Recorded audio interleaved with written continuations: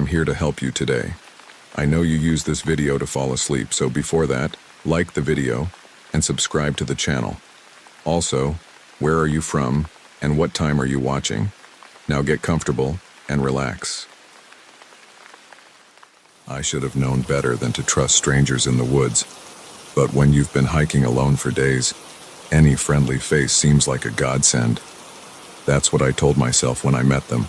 4 locals with easy smiles and a secret spot they were dying to show me. I never imagined those smiles would be the last thing I'd see before my world turned upside down. The Appalachian Trail had been my escape, my way of clearing my head after a messy breakup and an even messier job loss. 3 days in, my legs ached, my backpack felt heavier with each step, but my mind was finally quiet. The rhythmic crunch of leaves under my boots and the whisper of wind through the trees had become a soothing melody, drowning out the noise of my troubled thoughts. I was taking a breather at a trail junction, consulting my map, when I heard voices approaching. 2 men and 2 women rounded the bend, laughing and chatting like old friends out for a stroll. They looked like locals, flannel shirts, worn jeans, and hiking boots that had seen better days.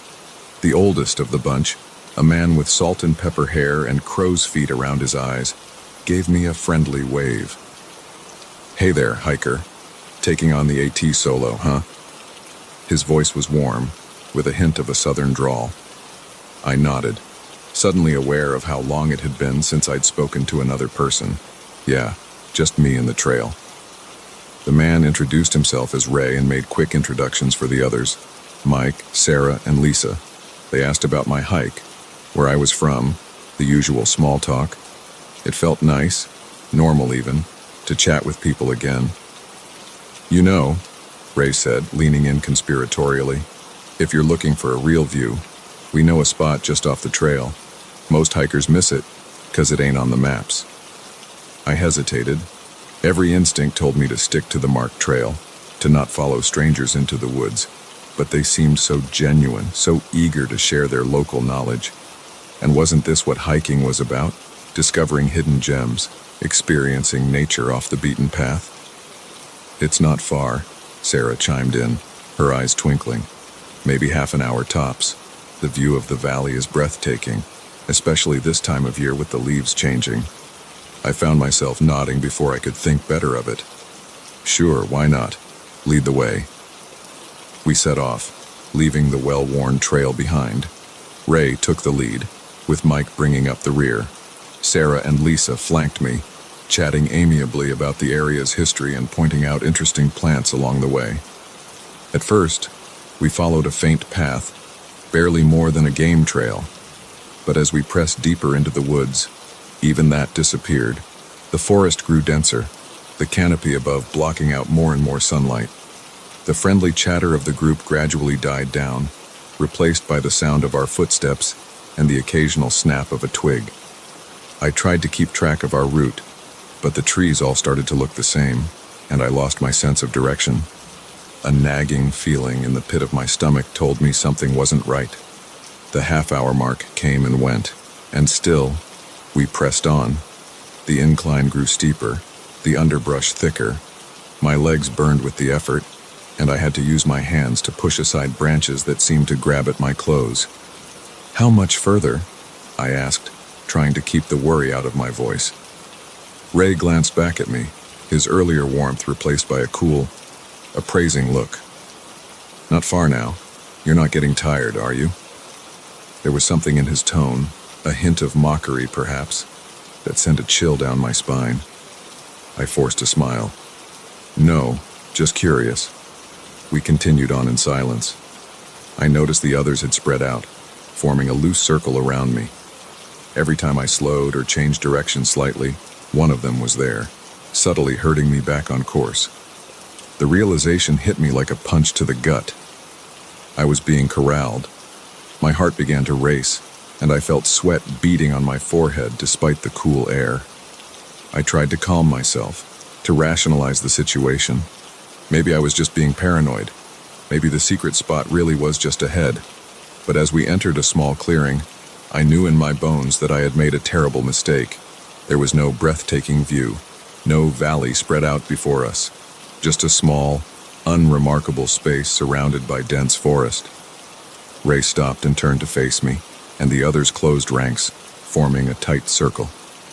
"Well," Ray said, his voice no longer friendly, "looks like we made it." I spun around, looking for a gap, an escape route, but found none. They had positioned themselves perfectly, cutting off any chance of flight. "What is this?" I demanded, my voice shaking despite my efforts to sound strong.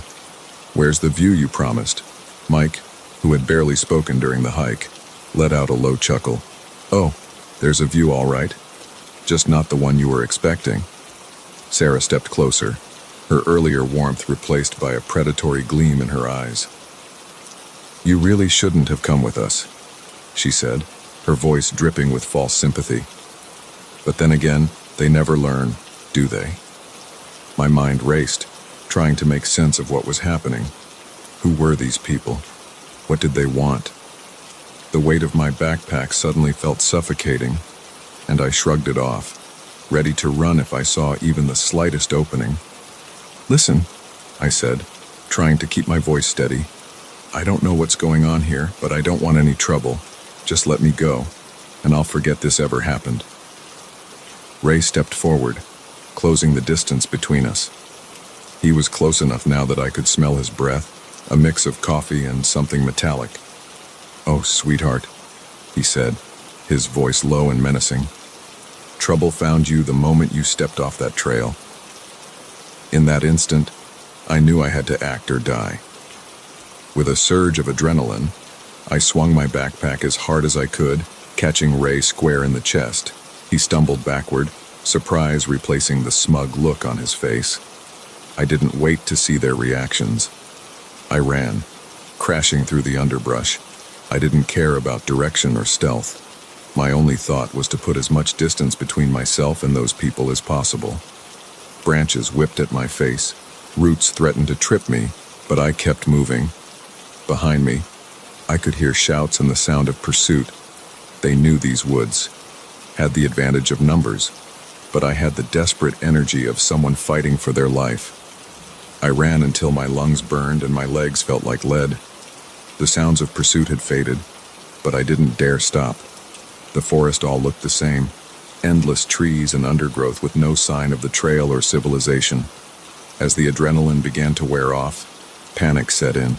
I was lost, alone in unfamiliar woods, with no supplies and no idea which direction would lead me to safety. For all I knew, I was running deeper into their territory. The sun was setting, the forest growing darker by the minute. I knew I couldn't keep running blindly. I needed to find shelter, to hide and catch my breath. A fallen tree caught my eye, its massive trunk and upturned roots creating a natural hollow. I crawled into the space, pressing myself as far back as I could. The earthy smell of decaying leaves filled my nostrils as I tried to quiet my ragged breathing. Every snapping twig, every rustle of leaves sent a fresh wave of terror through me. As full darkness descended, the forest came alive with night sounds, the hoot of an owl, the scurrying of small animals. But underlying it all was a tense silence, as if the woods themselves were holding their breath. I don't know how long I huddled there, shivering from cold and fear. My mind conjured terrifying images. Ray and his group finding me, dragging me out of my hiding place. What would they do to me? Why had they lured me out here? At some point, exhaustion must have overtaken me because I jolted awake to the sound of voices, distant at first, but growing closer. I held my breath, pressing myself further into my hiding spot. She couldn't have gotten far. I heard Ray's voice, closer than I would have liked. "Fan out and keep looking. She's got to be around here somewhere." Footsteps crunched through the leaves, pausing every so often. I could hear them searching, calling out to each other as they combed the area. My heart was pounding so loudly, I was sure they would hear it. A beam of light swept over my hiding place, and I squeezed my eyes shut, willing myself to become invisible. The footsteps came closer, leaves crunching just inches from where I lay. "Hey, Ray?" Mike's voice called out. I think I found something over here. The footsteps moved away, and I allowed myself to breathe again. But I knew I couldn't stay here. It was only a matter of time before they found me. As their voices grew more distant, I steeled myself for what I had to do. I had to move. Had to find my way out of these woods before they circled back. Crawling out from my hiding spot, I oriented myself as best I could in the darkness. The moon provided just enough light to make out shapes, but not much more. I picked a direction and started moving, trying to be as quiet as possible. Every step was a terror. Every shadow seemed to hide a threat. But I pressed on, driven by the knowledge that staying still meant certain capture. I don't know how long I walked, or how far. Time lost all meaning in the dark forest, but eventually, miraculously, I saw a faint glow through the trees. Civilization. Stumbling out onto a road, I flagged down the first car I saw. The elderly couple inside looked shocked at my appearance, scratched, dirty, and wild-eyed. But they took me to the nearest police station, where I poured out my story. The police searched the area, but found no trace of Ray or the others. No evidence of the clearing where they had trapped me. It was as if they had vanished into the forest itself. I never went back to finish my hike. The Appalachian Trail. Once a source of solace, now featured prominently in my nightmares. But sometimes, on dark nights when the wind whispers through the trees, I wonder about those woods. And I shudder, knowing that somewhere out there, Ray and his group are probably looking for their next unsuspecting hiker to lead astray.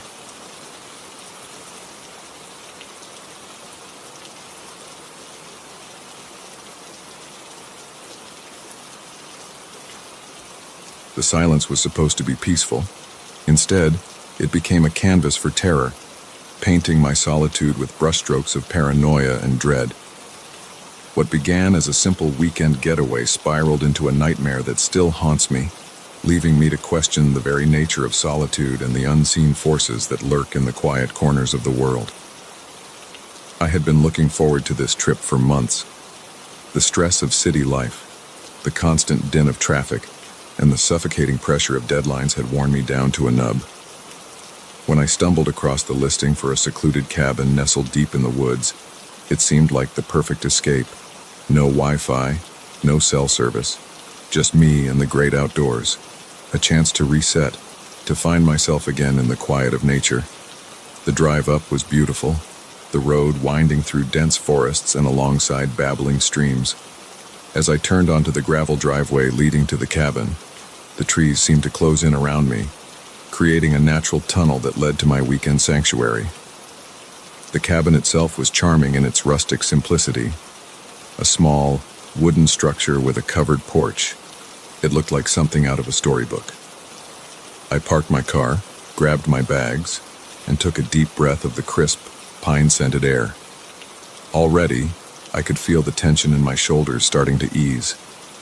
Inside, the cabin was cozy and well-maintained. A stone fireplace dominated one wall of the main room, with a small kitchenette tucked into the corner. The bedroom was snug, with a window that looked out into the surrounding forest. It wasn't luxurious, but it was exactly what I needed. I spent the afternoon settling in, unpacking my groceries and exploring the immediate area around the cabin. There was a small clearing out back, perfect for stargazing, and a well-worn path that led down to a creek. As the sun began to set, I built a fire in the fireplace and settled into an armchair with a book and a glass of wine. The silence was profound. No cars, no distant sirens, not even the hum of electronics, just the crackle of the fire and the occasional hoot of an owl. I reveled in it, feeling the last vestiges of city stress melting away. It was close to midnight when I finally decided to turn in. I banked the fire, made sure the doors were locked, more out of habit than any real concern, and crawled into bed. The mattress was firm but comfortable, and I drifted off almost immediately, lulled by the absolute quiet. I'm not sure what woke me. A sound, maybe, or just that inexplicable sense that something wasn't right. I lay there in the darkness, my heart pounding, straining my ears. For a long moment, there was nothing. Then I heard it. A soft, rhythmic crunching sound, like footsteps on gravel. My first thought was that it must be an animal. A deer, maybe, or a raccoon foraging around the cabin.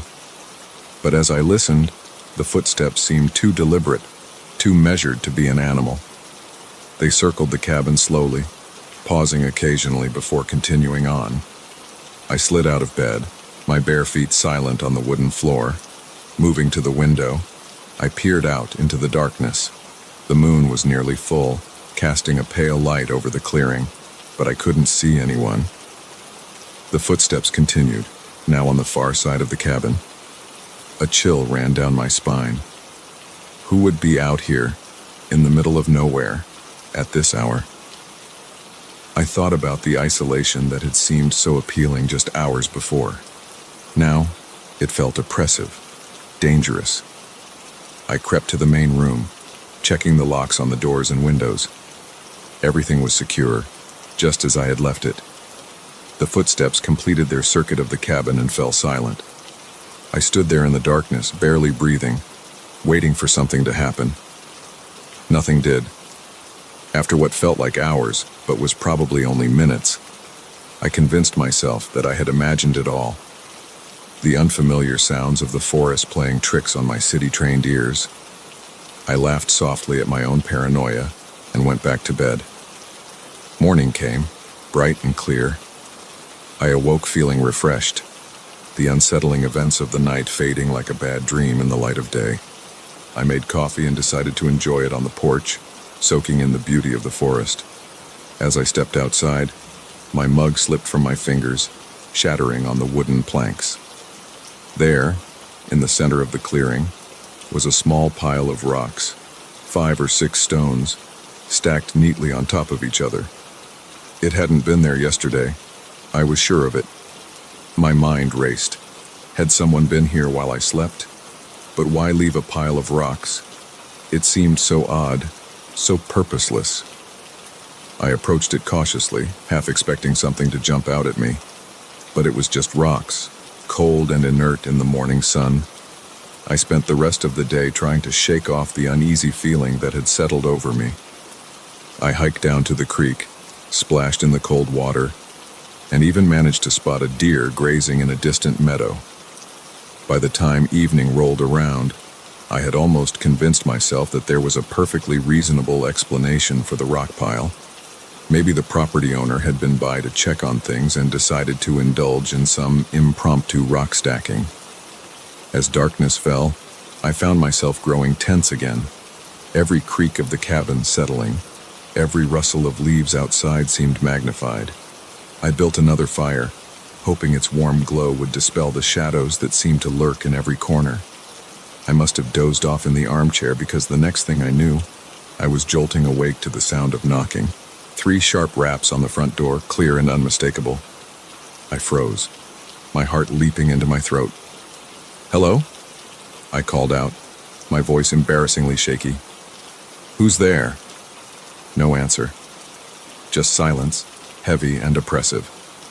I stood up slowly, my legs feeling weak and unsteady. The knocking came again, this time from the back door. I whirled around, my breath coming in short gasps. This wasn't happening. It couldn't be happening. I lunged for my phone, forgetting for a moment that there was no service out here. My hands shook as I tried to dial 911 anyway, praying for a miracle. Nothing. The screen mockingly displayed no signal, as another series of knocks echoed through the cabin, this time from the bedroom window. Panic overwhelmed me. I grabbed the fireplace poker, holding it out in front of me like a sword. "I'm armed!" I shouted, trying to sound braver than I felt. "Leave me alone." The knocking stopped. For a long moment, there was no sound but my own ragged breathing. Then, softly at first but growing louder, I heard laughter. It seemed to come from all around the cabin, a chorus of mocking chuckles that made my blood run cold.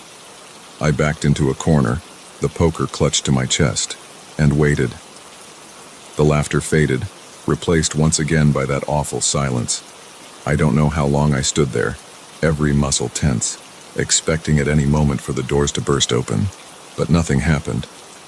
As the first light of dawn began to filter through the windows, I finally allowed myself to relax slightly. Whatever had been out there, it seemed to have gone. Exhausted and terrified, I waited until the sun was fully up before venturing outside. What I saw made my heart skip a beat. Surrounding the cabin, spaced evenly about 10 feet apart, were more of those rock piles, dozens of them, each one identical to the one I had found the day before. I didn't bother packing. I just grabbed my keys and ran for my car. As I sped down the gravel driveway, I glanced in my rearview mirror. For a split second, I thought I saw figures standing at the edge of the trees, watching me go. But when I looked again, there was nothing there. I drove straight to the local police station, my story tumbling out in a frantic jumble. They were kind, but skeptical. They took my statement and promised to check out the cabin, but I could see in their eyes that they didn't really believe me. When they called a few days later, their report was frustratingly mundane. They had found no evidence of intruders, no footprints, and no rock piles. The cabin was exactly as it should be, peaceful and undisturbed in its forest clearing. I've tried to rationalize what happened. Maybe it was stress, or an overactive imagination fueled by too many horror movies.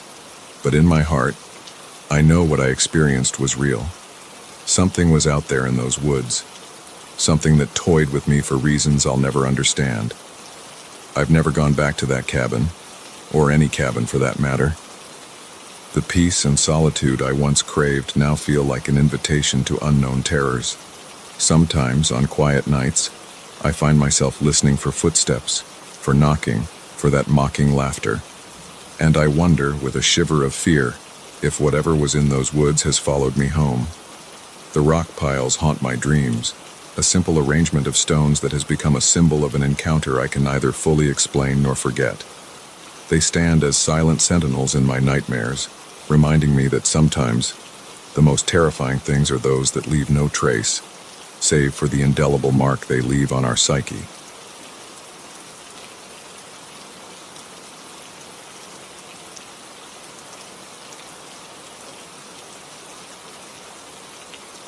The moment I stepped out of my car, I knew I'd made a mistake. The air was thick with an eerie stillness, broken only by the soft tick of my cooling engine. I should have kept driving, should have trusted my gut. But I didn't, and that decision nearly cost me everything. It was supposed to be a simple drive home, a 4-hour stretch of highway I'd traveled countless times before. But as night fell and the miles ticked by, exhaustion began to set in. The white lines on the road started to blur, and I caught myself nodding off more than once. I needed to stop, just for a moment, to shake off the fatigue and clear my head. That's when I saw it. A pile of debris blocking the road ahead. Logs, branches, and what looked like chunks of concrete were strewn across both lanes.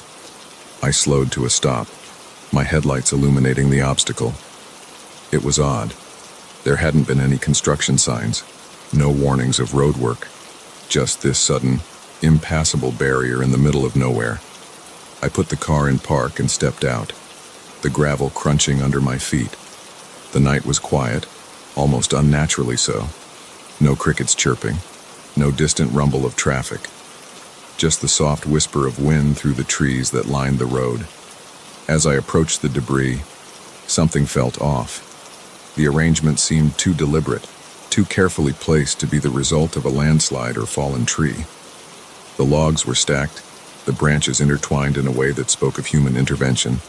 I glanced back at my car, then down the road in both directions. No other vehicles in sight. Just me, my car, and this inexplicable roadblock. I pulled out my phone, hoping to call for help, but the screen mocked me with its "no service cower" message. Of course, why would anything be easy?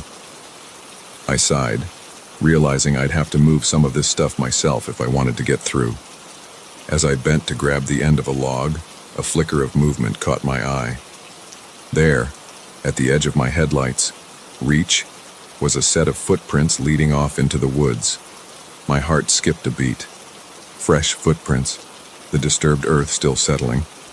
Someone had been here, and recently, I straightened up, suddenly very aware of how exposed I was. "Hello," I called out, immediately regretting the decision. My voice sounded small and vulnerable in the vast darkness. No response came, but I could have sworn I heard a twig snap somewhere in the shadows beyond the road.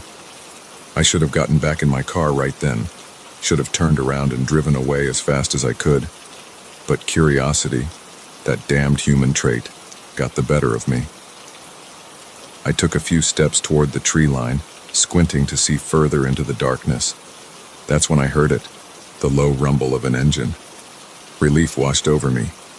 Another car was approaching. I wasn't alone out here after all. I turned back toward the road, ready to flag down the driver and ask for help. But my relief was short-lived. There, idling about 50 yards behind my car, was a truck. Its headlights were off, the engine purring quietly. I hadn't heard it pull up, hadn't seen any lights approaching. It was as if it had materialized out of the darkness. "Hey," I called out, waving my arms. "Can you help me? The road's blocked." The truck didn't move. I couldn't make out the driver through the windshield, just a dark silhouette behind the wheel. A chill ran down my spine. Something wasn't right. I started walking back to my car, trying to keep my pace steady despite the panic rising in my chest. The truck's driver's side door opened with a creak that seemed to echo in the still night air. A man stepped out, tall and broad-shouldered, his features hidden in shadow. "Need some help?" His voice was deep, casual, but there was an undercurrent to it that set my teeth on edge. I stopped, my hand on my car door handle. Yeah. There's a bunch of debris blocking the road. I was just about to try and clear it." He started walking toward me, his gait slow and deliberate. Nasty business, that. Happens sometimes out here. Folks aren't careful about what they're carrying. As he got closer, I could make out more details. He was wearing a thick jacket despite the mild weather, his hands shoved deep in the pockets. A baseball cap pulled low obscured most of his face. "You shouldn't be out here alone," he said, now just a few feet away. "Never know what kind of trouble you might run into." My heart was pounding so hard I was sure he could hear it. Every instinct was screaming at me to get in the car and drive. Debris be damned. But he was too close now. If I made a move, he'd be on me before I could close the door. "I'm fine," I managed to say, trying to keep my voice steady. My husband is expecting me. He'll be worried if I'm late." The man chuckled, a low sound that sent shivers down my spine. "Is that so? Funny. I didn't see a ring on your finger when you were waving your arms about earlier." Ice flooded my veins. He'd been watching me. For how long? Had he been there when I first pulled up? "Look," I said, desperation creeping into my voice. "I don't want any trouble. Why don't you go on ahead? I'll figure out how to get around this mess." He took another step closer. I could smell him now, a mixture of cigarette smoke and something metallic. "Oh, I don't think you'll be going anywhere for a while." That's when I heard it, movement in the woods behind me. More than one person, by the sound of it. Twigs snapping, leaves rustling. My breath caught in my throat as I realized the full extent of the trap I'd walked into. The man smiled, and in the dim light, I saw the glint of teeth. Like I said, folks aren't careful about what they're carrying out here. Sometimes things fall off trucks. Sometimes those things are valuable. And sometimes we need to make sure no one interrupts while we collect our lost property. I didn't think. I just acted. In one fluid motion, I yanked open my car door and threw myself inside. The man lunged forward, his hand grasping for my arm, but I slammed the door shut just in time. His fist pounded on the window as I fumbled with my keys, my hands shaking so badly I could barely get them into the ignition. The engine roared to life just as more men emerged from the woods. 3 of them, running toward my car with purposeful strides. I threw the car into reverse, tires squealing as I backed up. The man who had spoken to me dove out of the way, rolling across the asphalt. I spun the wheel, the car fishtailing as I turned it around. In my rearview mirror, I saw the men running back to the truck, the engine gunned to life, headlights flaring in the darkness. I didn't hesitate. I slammed on the gas, my car lurching forward. The debris loomed ahead, but I didn't slow down. I aimed for the section that looked least dense and prayed. The impact was jarring. My teeth rattled as the car bounced and scraped over the logs and branches. Something cracked underneath. Probably my oil pan, a distant part of my mind supplied. But the car kept moving. I was through. The road ahead was clear, and I pushed the gas pedal to the floor. The truck was behind me now, its headlights growing larger in my mirror. They were gaining on me. My damaged car no match for their truck on this straight stretch of highway. Panic threatened to overwhelm me, but I forced it down. I needed to think, needed to find a way out of this nightmare. Up ahead, I saw a turnoff, a narrow road that disappeared into the woods. It was risky. I had no idea where it led. But staying on the main road wasn't an option. I waited until the last second, then wrenched the wheel to the right. My car skidded, tires screeching as I made the turn. The truck blew past the turnoff, unable to slow down in time. I had bought myself a few precious seconds. The road was rough, more dirt than pavement. My car rattled and shook, but I didn't dare slow down. Trees whipped past on either side, branches scraping against the windows. I drove blindly, taking turns at random, praying I was putting distance between myself and my pursuers. After what felt like hours, but was probably only minutes, I saw lights ahead. A gas station, its fluorescent glow a beacon of hope in the darkness. I screeched into the parking lot, horn blaring, and threw myself out of the car. The attendant looked startled as I burst through the door, wild-eyed and babbling about men chasing me. He called the police while I huddled behind the counter, jumping at every sound. When the cops arrived, they found no sign of the truck or the men. They drove me back to the scene, but the debris was gone, the road clear as if nothing had ever happened. They were sympathetic but skeptical. No evidence, no crime. I sold my car soon after that night. Couldn't stand to look at it, with its dents and scrapes reminding me of how close I'd come to. I don't even know what. I don't drive that road anymore. Don't drive much at all if I can help it. Sometimes, when I close my eyes, I can still see that man smile, still hear the sound of footsteps in the woods. And I wonder, with a shudder, how many others have fallen for that trap on that lonely stretch of road. How many weren't as lucky as I was. So if you're driving late at night and you come across a blocked road in the middle of nowhere, don't stop. Don't get out of your car. Just turn around and drive away as fast as you can. Because you never know who might be waiting in the darkness, ready to spring a trap you may not escape.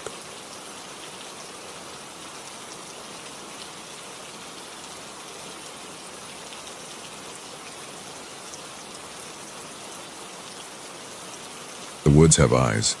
I know that now. What I thought would be a peaceful solo camping trip turned into a nightmare that still haunts me. The rustling leaves, the snapping twigs, the whispers in the dark. They weren't just the sounds of nature. They were warnings I should have heeded. I'd always been the outdoorsy type, but life had a way of getting in the way. Work, relationships, the usual culprits. When everything fell apart, lost my job, broke up with my long-term girlfriend, I decided it was time to reconnect with nature, clear my head, find myself again. All that cliché stuff you hear about in self-help books.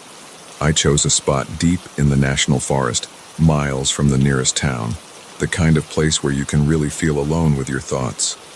I packed light, just a tent, sleeping bag, some basic supplies, and enough food for a couple of days. The plan was simple: hike in, set up camp, and spend a few days soaking in the solitude. The hike was beautiful. Late autumn had painted the forest in rich golds and deep reds. The air was crisp, carrying the scent of pine and decaying leaves. As I walked, the sounds of civilization faded away, replaced by the gentle rustle of wind through the trees and the occasional call of a bird. I found the perfect spot just as the sun was starting to dip low in the sky.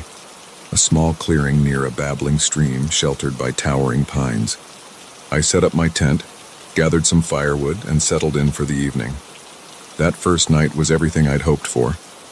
I sat by the fire, watching the flames dance as the stars emerged overhead.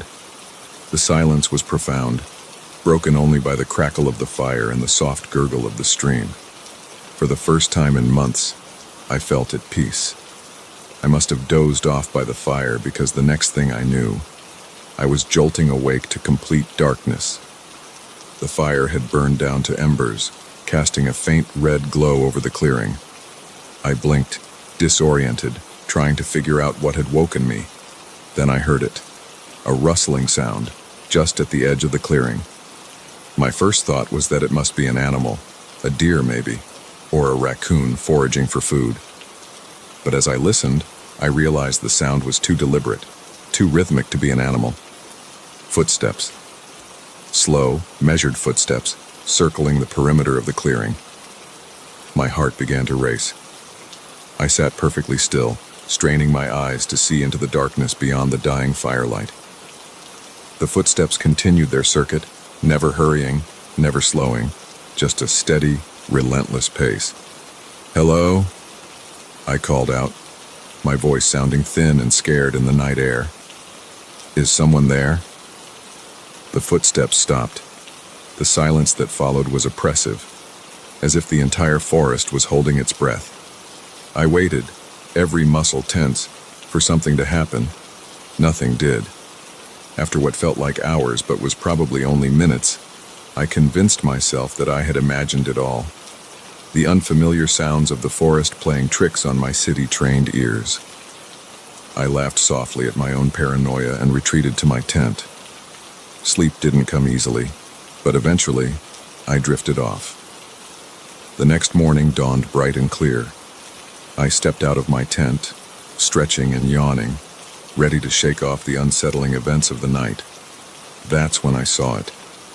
There, just a few feet from where I had been sleeping, was a symbol scratched into the dirt, a crude circle with a line drawn through it. My blood ran cold. This wasn't here yesterday.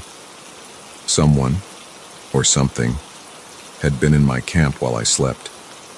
I approached the symbol cautiously, as if it might suddenly spring to life. The line was deep, clearly carved with purpose. This was no random scratch in the dirt. This was a message. My eyes darted around the clearing, suddenly aware of how exposed I was. The trees that had seemed so welcoming yesterday now loomed ominously, their shadows concealing who knows what. That's when I saw him. Or it. I'm still not sure. Just beyond the tree line, partially hidden behind a massive pine, was a figure. It was tall, much taller than any man I'd ever seen, and unnaturally thin. Its skin, if you could call it that, seemed to shift and ripple, blending with the dappled shadows of the forest. We locked eyes, or at least, I think we did. Where its face should have been was a void, a darkness deeper than the shadows around it. I felt a primal fear grip me, the kind of terror our ancestors must have felt when faced with the unknown predators of a primeval world. I blinked, and it was gone. Vanished, as if it had never been there. But I knew what I had seen. The image was burned into my mind, a nightmare made flesh. My hands shaking, I began to break camp. Every rustle of leaves, every snapping twig made me jump.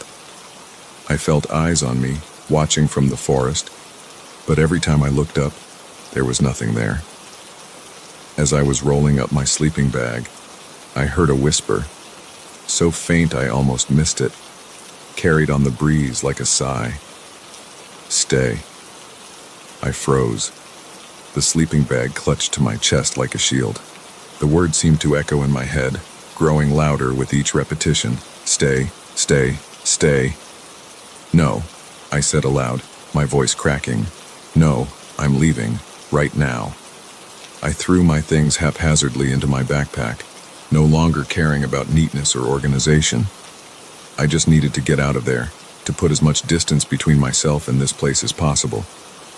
As I shouldered my pack and turned to leave, I saw them. Dozens of those symbols, carved into the trunks of the trees surrounding the clearing. Circles with lines through them, some fresh, the bark still oozing sap, others old and weathered. How had I not noticed them before? I ran. I didn't care about following the trail or finding my way back. My only thought was escape. Branches whipped at my face, roots threatened to trip me, but I kept going. My lungs burned, my legs ached, but the fear pushing me forward was stronger than any physical discomfort. I don't know how long I ran. Time seemed to lose all meaning in that forest. The trees all looked the same, and more than once I feared I was running in circles. But I didn't dare stop. Finally, mercifully, I broke through the tree line and onto a road. I nearly cried at the sight of it, this symbol of civilization and safety. I followed it, my pace never slowing, until I reached a gas station on the outskirts of a small town. The attendant looked at me like I was crazy when I burst in, wild-eyed and scratched up. I probably was at that point. I babbled about the symbols, the whispers, the figure in the woods. He listened patiently, then called the police. The officers who responded were kind but skeptical. They took my statement, then drove me out to where I had camped. But when we got there, the clearing was empty. No tent, no fire pit, no symbols carved in the dirt or trees. It was as if I had never been there at all. They chalked it up to an overactive imagination, maybe brought on by stress or dehydration, suggested I see a doctor, get some rest. But I know what I saw, what I heard, what I felt. I've tried to put it behind me, to rationalize it as a panic attack or some kind of hallucination. But on quiet nights, when the wind whistles through the trees outside my window, I swear I can hear that whisper again. Stay. Sometimes, I dream of that figure in the woods. In my nightmares, it follows me, always just out of sight but never far behind. I wake up in a cold sweat, the symbol of the circle and line burned into my mind's eye. I don't go camping anymore. Don't even like to be in heavily wooded areas. The rustle of leaves sets my heart racing, and the snap of a twig can send me into a panic. People say the woods are peaceful, a place to connect with nature and find yourself. But I know better now. I know that sometimes the woods are watching, waiting, and if you're not careful, they might decide to keep you. That symbol haunts me still. I see it everywhere, in the grain of wood, in the cracks on the sidewalk, in the steam rising from my coffee. A circle with a line through it, so simple, yet so terrifying in its implications. What did it mean? Why was it there? And why do I feel deep in my bones that it wasn't a warning but an invitation? I don't have answers to these questions, and part of me hopes I never will. But I know one thing for certain: the next time I hear a whisper in the woods, I won't stick around to find out what it's saying. Some mysteries are better left unsolved, some invitations better left unanswered, especially when they come from the dark heart of the forest, where ancient things still lurk in the shadows, waiting for the unwary to wander too far from the path.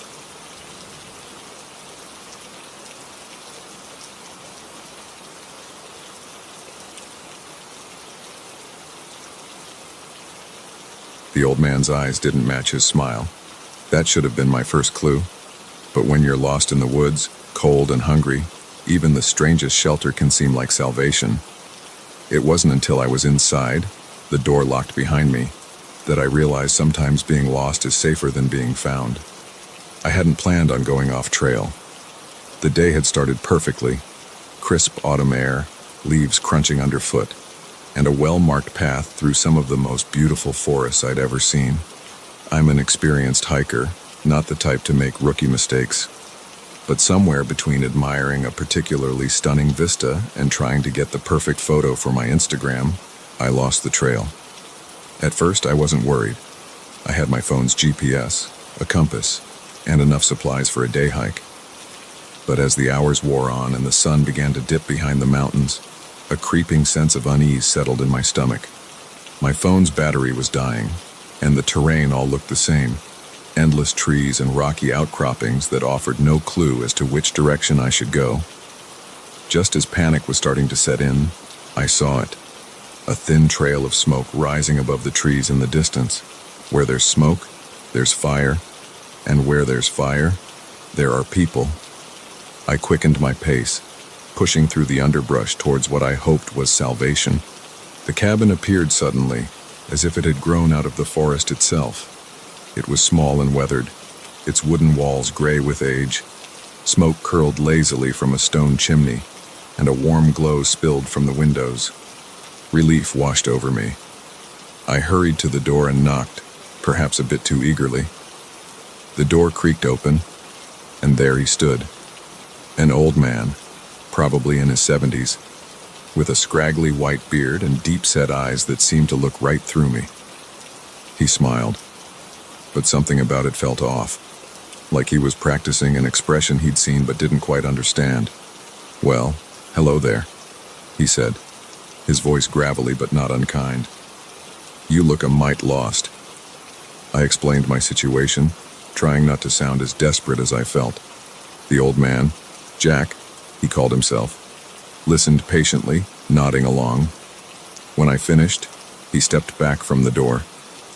"Can't leave you out here in the cold, now can I? Come on in and warm yourself by the fire." I hesitated for just a moment. Something in the back of my mind whispered a warning, but the promise of warmth and safety overrode any misgivings. I stepped inside. The cabin was cozy, if cluttered. Every surface seemed covered with odds and ends, old books, strange-looking tools, jars filled with unidentifiable contents. A fire crackled in a stone fireplace, casting dancing shadows on the walls. Jack busied himself in the small kitchen area, putting a kettle on the wood-burning stove. "Nothing like a hot cup of tea to chase away the chill," he said, his back to me. "Make yourself comfortable." I sank into an old armchair, feeling the day's exertions catching up with me. The warmth of the fire and the sense of safety began to lull me into a state of relaxation. Jack returned with 2 steaming mugs, handing one to me before settling into a chair opposite. "So," he said, fixing me with those unsettling eyes, "what brings you to these parts? Not many folks come up this way anymore." I explained about my hike, how I'd gotten turned around. As I talked, I noticed Jack nodding along, but his eyes kept darting to the windows, as if expecting someone or something to appear. "Yep, these woods can be tricky," he said when I finished. "Been up here for, must be 30 years now. Seen all sorts come and go." Something about the way he said it made me pause. "Go? You mean other hikers?" Jack's smile widened, but it didn't reach his eyes. "Oh, all sorts. Hikers, campers, folks just passing through. This forest, it has a way of calling to people, you might say." I sipped my tea, trying to ignore the growing sense of unease in my gut. "You must get lonely up here all by yourself." His laugh was sudden and sharp, like the crack of a whip. "Lonely? No. I'm never alone up here. The forest, she keeps me company. And then there's the visitors, of course." "Like me," I said, attempting a smile. Jack's eyes locked onto mine, and for a moment, I saw something there that made my blood run cold. "Oh no," he said softly. "You're special. Been waiting a long time for someone like you." I set my mug down, my hands shaking slightly. "I should probably get going," I said, standing up. "If you could just point me in the direction of the main trail." "Oh, but you can't leave now," Jack said, rising from his chair. "Night's falling, and the forest, she gets hungry after dark." I backed away, my heart pounding. "I'll take my chances. Thank you for the tea, but I really need to go." I turned towards the door, but Jack was there before I could blink, far quicker than a man his age should be able to move. He stood between me and the exit, that unnatural smile still plastered on his face. "I'm afraid I can't let you do that," he said, his voice low and dangerous. "You see, I made a deal a long time ago. The forest, she provides for me, keeps me safe. But in return, she needs to be fed. And you, my dear, you're the finest meal she's had in years. I looked around frantically, searching for another way out. The windows were small, too small to climb through. There was a back door, but Jack stood between me and it. My eyes fell on a heavy poker by the fireplace. "What are you talking about?" I asked, trying to keep my voice steady as I inched towards the fireplace. "What deal? Who are you really?" Jack's smile faded, replaced by a look of almost childlike confusion. "Who am I? I'm Jack. I've always been Jack, haven't I?" For a moment, he looked lost, uncertain. But then his eyes cleared, and that terrible smile returned. "It doesn't matter who I am. What matters is that you're here, and the forest is waiting." I lunged for the poker, grabbing it and swinging it in front of me like a sword. "Stay back," I shouted. "I don't want to hurt you, but I will if I have to." Jack didn't seem fazed by the threat. He took a step forward, his movements jerky and unnatural, like a puppet on strings. "You don't understand," he said, his voice taking on a strange, echoing quality. "You can't leave. No one ever leaves." I swung the poker, catching him on the shoulder. He stumbled back, but there was no cry of pain, no reaction at all. He just kept coming, that terrible smile still fixed on his face. I ran for the back door, fumbling with the lock. I could hear Jack behind me, his breathing ragged and uneven. The door finally gave way, and I burst out into the gathering darkness. The forest seemed different now. The trees loomed larger, their branches reaching out like grasping hands. The wind whispered through the leaves, and I could have sworn I heard my name. I ran blindly, not caring about direction, just needing to put distance between myself and that cabin, between myself and Jack. Branches whipped at my face. Roots seemed to reach up to trip me, but I kept going. I don't know how long I ran. It could have been minutes or hours. The forest blurred around me, and more than once I thought I saw shapes moving in the shadows, always just at the edge of my vision. Finally, my legs gave out, and I collapsed to the ground, gasping for breath. As I lay there, trying to get my bearings, I heard it. Footsteps. Slow, deliberate footsteps crunching through the leaves. I looked up, and there was Jack, standing just a few feet away. He looked different now. His skin seemed to ripple and shift, blending with the shadows around him. His eyes glowed faintly in the darkness. "You can't run from the forest," he said, his voice no longer his own. It was deeper, older, filled with the rustle of leaves and the creak of ancient trees. "She's in your blood now. She's tasted you, and she won't let you go." I scrambled to my feet, ready to run again, but I found I couldn't move. The ground seemed to shift beneath me, roots curling around my ankles, holding me in place. Jack, or whatever he had become, reached out a hand. "Don't fight it," he said. "Become part of the forest, like I did, all those years ago. It's not so bad, once you get used to it." As his hand touched my shoulder, I felt a strange sensation, like sap flowing through my veins. The forest around me seemed to come alive, every tree, every leaf pulsing with an ancient, hungry energy. I wanted to scream, to fight, to run. But as the forest's will seeped into me, I found I didn't want to anymore. Why had I been so afraid? This was where I belonged. This was home. The last thing I remember is Jack's smile, no longer unnatural, but welcoming.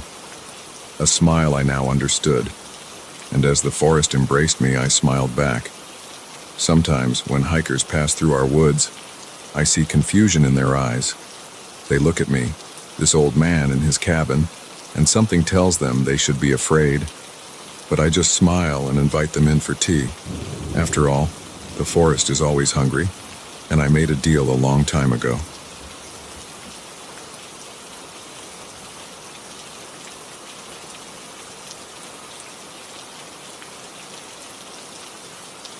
The moment I bit into that potato salad, I knew something was terribly wrong. It wasn't just the unexpected taste of meat where there shouldn't have been any. It was the way my neighbors watched me, their eyes gleaming with an intensity that made my skin crawl. I should have trusted my instincts and left right then, but I didn't, and that decision nearly cost me everything. I'd moved into the neighborhood about 6 months ago, seeking a quiet place to recharge after a messy divorce. The streets were tree-lined, the houses well-maintained, and the neighbors seemed friendly enough. They'd wave as I walked by or offer a quick hello when we crossed paths at the local shops. But there was always something off about their smiles. Too wide, too fixed, as if they were wearing masks they couldn't quite control. I'd managed to keep to myself for the most part, politely declining invitations to book clubs and neighborhood watch meetings. But when Sarah, the unofficial ringleader of the block, knocked on my door with an invitation to the annual potluck, I found myself saying yes before I could think better of it. "Oh, wonderful," she'd exclaimed, her smile stretching just a bit too far. "We've all been so looking forward to getting to know you better. Don't forget to bring a dish." The day of the potluck arrived, and I found myself standing in Sarah's backyard, clutching a bowl of hastily made pasta salad. Long tables groaned under the weight of countless dishes, and the air was filled with the buzz of conversation and the clinking of cutlery. I hovered at the edge of the gathering, feeling out of place. The other neighbors moved around with an easy familiarity, laughing and chatting as they filled their plates. I recognized a few faces. Bob from 2 doors down, the elderly couple from across the street, the young family from the corner house. They all seemed so normal. Maybe I'd been too hasty in my judgment. Maybe this was exactly what I needed to feel more at home in the neighborhood. Deciding to make an effort, I approached the food tables. That's when I noticed something odd. Almost every dish seemed to contain meat, and not just in the ways you'd expect at a barbecue. There was meat in the coleslaw, meat chunks floating in what looked like Jell-O, even what appeared to be a meat-based fruit pie. My vegetarian pasta salad stood out like a sore thumb. "Try the potato salad," a voice said beside me, making me jump. It was Sarah, her ever-present smile fixed firmly in place. "It's my grandmother's recipe, a real neighborhood favorite." Not wanting to be rude, I spooned a small amount onto my plate. The potato salad looked normal enough, creamy white with flecks of herbs. But as I took a bite, my taste buds rebelled. Hidden among the potatoes were chunks of something meaty, with a texture I couldn't quite place. I must have made a face because Sarah's smile faltered for just a moment. "Is something wrong?" she asked, her voice honey-sweet but with an undercurrent I couldn't quite place. No, I lied, forcing myself to swallow. "It's interesting. I just wasn't expecting meat in the potato salad." Sarah's smile returned, wider than ever. "Oh, we put meat in everything around here. It's kind of our thing. You'll get used to it." I nodded, not trusting myself to speak. As I looked around, I realized she was right. Every neighbor's plate was piled high with the meat-laden dishes, but something else caught my attention. While they all seemed to be eating enthusiastically, making appreciative noises and going back for seconds, I didn't actually see anyone swallow. A chill ran down my spine. I set my plate down, suddenly not hungry at all. "I think I need some water," I mumbled, heading towards the drinks table. As I walked, I felt eyes on me. Glancing back, I saw several neighbors watching me intently. Their gazes followed my every move, and their smiles seemed to have taken on a predatory edge. At the drinks table, I poured myself a glass of water with shaking hands. As I raised it to my lips, I caught sight of my reflection in the pitcher. For a moment, just a moment, I thought I saw something else reflected there. Not the faces of my smiling neighbors, but something twisted, inhuman. I dropped the glass, water splashing across my shoes. The conversation around me stuttered to a halt, and I felt every eye in the yard turn towards me. "Is everything all right, dear?" Sarah's voice came from right behind me, making me jump. She placed a hand on my shoulder, and it took every ounce of self-control not to flinch away. Her touch felt wrong, somehow. Too cold, too firm. I'm not feeling well, I managed to stammer out. I think I should go home. Sarah's grip on my shoulder tightened. Oh, but you can't leave now. The party's just getting started, and you haven't even tried the main course yet. I turned to face her, and what I saw made my blood run cold. Sarah's smile had grown impossibly wide, stretching from ear to ear, and her eyes were completely black, like empty voids in her face. I jerked away from her, my heart pounding in my chest. As I looked around wildly, I saw that all my neighbors had undergone a similar transformation. Their faces were distorted, their smiles too wide, their eyes dark and hungry. "What's going on?" I demanded, my voice shaking. "What are you people?" Bob from 2 doors down stepped forward. When he spoke, his voice was a low growl that seemed to come from somewhere deep in his chest. "We're just your friendly neighborhood welcoming committee, and you, my dear, are the guest of honor." I didn't wait to hear more. I turned and ran, pushing past grasping hands and ignoring the chorus of inhuman voices calling for me to stay. I sprinted across the yard, vaulted over the fence, and didn't stop running until I reached my house. I slammed the door behind me, locking it and sliding the chain into place. My hands were shaking so badly I could barely manage it. Through the window I could see figures moving on the street, my neighbors walking with an unnatural, jerky gait, all heading in my direction. I ran upstairs, grabbing my phone to call the police, but when I dialed 911, all I got was a busy signal. I tried again and again, each time met with the same result. A knock at the door made me jump. "Come out, dear," Sarah's voice called, sickly sweet. "We just want to welcome you properly to the neighborhood. It won't hurt much." I looked around frantically, searching for a way out. The window. I could climb out onto the roof and maybe make it to my car. But as I approached the window, I saw more neighbors in my backyard, their distorted faces turned up towards me, waiting. I was trapped. The knocking at the door grew louder, more insistent. I could hear wood splintering as they began to force their way in. In desperation, I barricaded myself in the bathroom, pushing the heavy vanity in front of the door. I sat on the edge of the tub, my mind racing. This couldn't be happening. Things like this didn't happen in real life. Any moment now, I'd wake up and realize this was all just a terrible nightmare. But the sounds of my neighbors forcing their way into my house were all too real. I could hear them moving through the rooms downstairs, calling out to me in sing-song voices that didn't even try to sound human anymore. As I sat there, trembling, my eyes fell on the small window above the toilet. It was tiny, probably too small for me to fit through, but it was my only chance. I had just started to pry it open when the bathroom door shuddered under a heavy impact. Wood cracked, and I saw fingers, unnaturally long and tipped with sharp claws, curl around the edge of the door. "Here's Johnny," Bob's voice called out, followed by a chorus of inhuman laughter.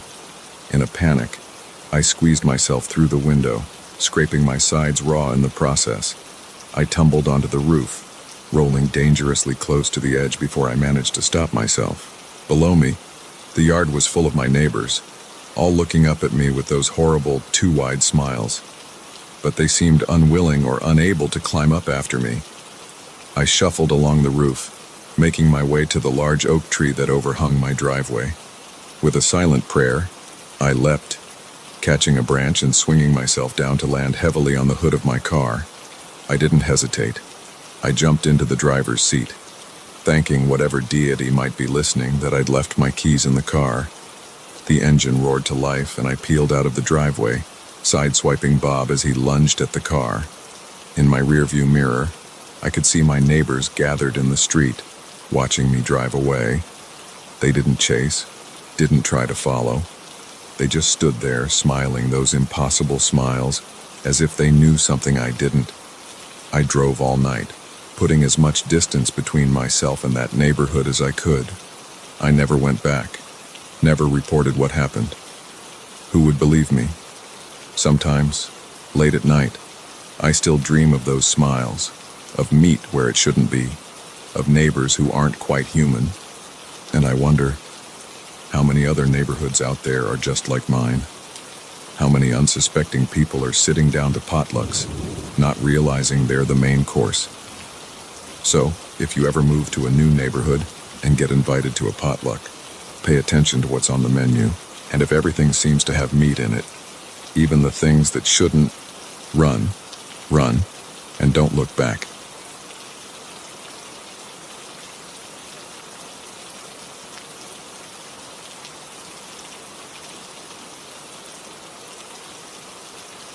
The moment he asked me if I'd ever been in a plane crash, I knew this wasn't going to be an ordinary flight.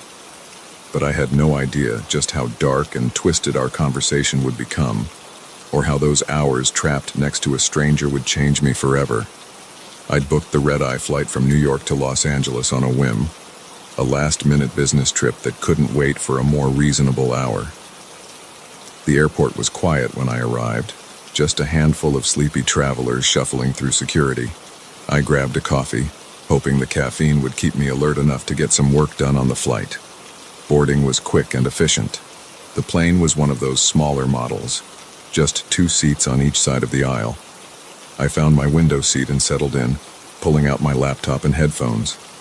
As I was getting situated, a man slid into the seat next to me. He was unremarkable at first glance, mid-30s, maybe early 40s, jeans, hoodie, the kind of outfit you'd expect on a late-night flight. He gave me a quick nod as he sat down, and I returned it with a polite smile before turning my attention back to my computer. The plane took off without incident, and I tried to focus on my work. But after about 30 minutes, I felt a tap on my arm. I pulled out an earbud and turned to my seatmate. "Where are you headed?" he asked, his voice friendly enough. I hesitated. I'm not usually one for small talk on flights, especially not at this hour, but something in his expression made me feel like it would be rude to ignore him. "Los Angeles," I replied.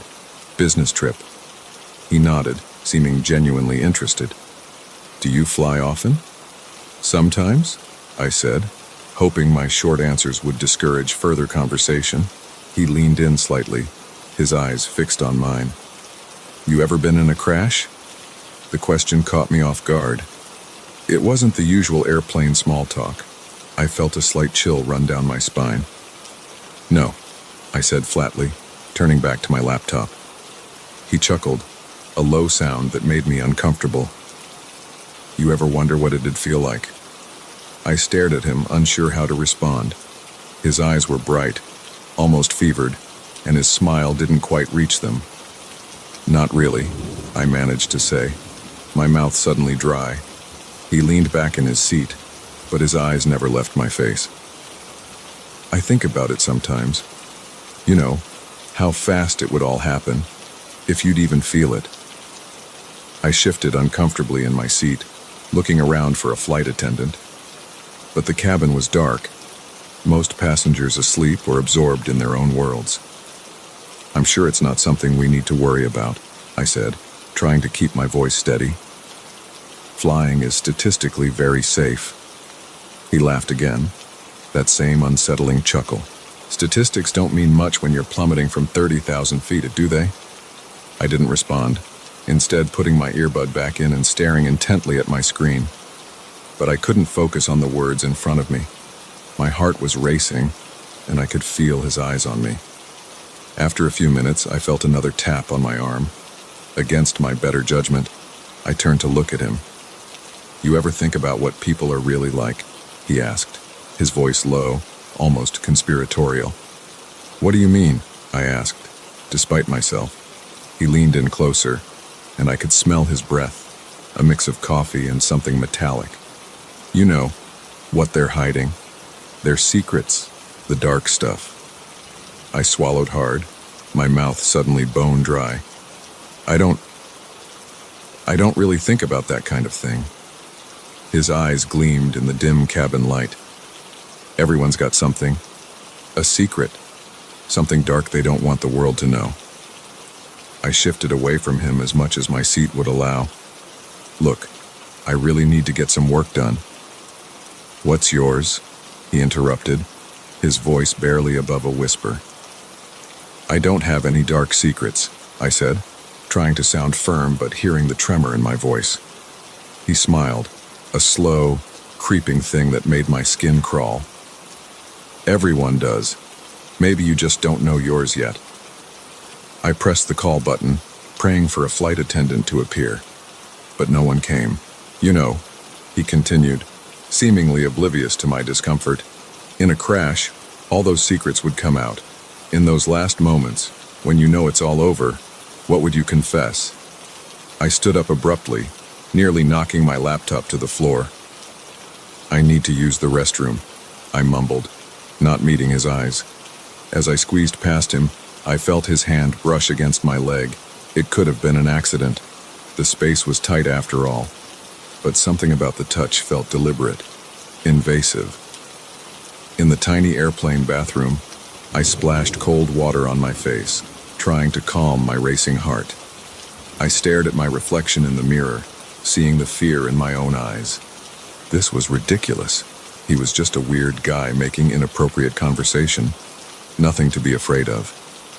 But as I opened the door to return to my seat, I saw him watching me. His eyes followed my every move as I walked down the aisle, and that smile, that terrible knowing smile, was still plastered on his face. I sat down, immediately putting my earbuds in and turning up the volume on my music. I didn't look at him, didn't acknowledge him, but I could feel his presence next to me, oppressive and unsettling. After what felt like hours but was probably only minutes, I felt another tap on my arm. I ignored it. He tapped again, harder this time. I kept my eyes fixed straight ahead. Then I felt his breath on my ear as he leaned in close. "You can't ignore me forever," he whispered. "We're stuck here together, you and me. Might as well make the most of it." I jerked away, finally turning to face him. "Please," I said, my voice shaking. "I don't want to talk. I just want to be left alone." His smile widened. "But we were having such an interesting conversation. Don't you want to know what my dark secret is?" I shook my head, feeling panic rising in my chest. "No, I really don't." He leaned in even closer, his voice dropping to a near whisper. "What if I told you I've been in a crash before? What if I told you I was the only survivor?" My blood ran cold. I looked into his eyes, searching for some sign that he was joking, that this was all some sick game. But all I saw was a deep, unsettling darkness. "That's not funny," I managed to say. He shrugged, leaning back in his seat. "It wasn't meant to be. Truth rarely is." I stood up again, this time determined to find a flight attendant, to beg for a seat change if necessary. But as I turned to the aisle, the plane lurched violently. The seatbelt sign dinged on, and a voice came over the intercom asking all passengers to return to their seats immediately. I fell back into my seat, my hands shaking as I fumbled with the seatbelt. The plane shuddered again, and I heard the distinct sound of the engines changing pitch. Next to me, the man started to laugh. It was a wild, unhinged sound that sent shivers down my spine. "Here we go," he said, his eyes wide with something that looked disturbingly like excitement. "Time to face those secrets, time to see what we're really made of." The plane dropped suddenly, and screams erupted throughout the cabin. Oxygen masks dropped from the ceiling, and the scene devolved into chaos. As I reached for my mask with trembling hands, I felt his grip on my arm. I turned to look at him one last time, and what I saw will haunt me for the rest of my days. His face was transformed, alight with a manic glee that was terrifying to behold. "Tell me," he shouted over the roar of the failing engines and the screams of the other passengers. "What's your darkest secret? What will you take to your grave?" In that moment, as the plane plummeted and my life flashed before my eyes, I realized something. I did have a secret, a darkness I'd buried so deep I'd almost forgotten it existed. And as I looked into the crazed eyes of the stranger next to me, I felt that darkness rise to the surface. I began, but my words were cut off by another violent lurch of the plane. The last thing I remember is his laughter, rising above the chaos, as the world around us disintegrated into fire and twisted metal. I woke up in a hospital bed 3 days later, one of only a handful of survivors. They told me I was lucky, that it was a miracle I'd made it out alive. But as I lay there, replaying those final moments in my mind, I couldn't shake the feeling that luck had nothing to do with it. The man next to me hadn't survived. They never found his body. Sometimes I wonder if he was ever really there at all, or if he was some sort of manifestation of my own buried darkness. But in my darkest moments, when I close my eyes and hear the screech of tearing metal, I can still see his face, still hear his laugh. And I wonder, what was his secret? And more importantly, what was mine?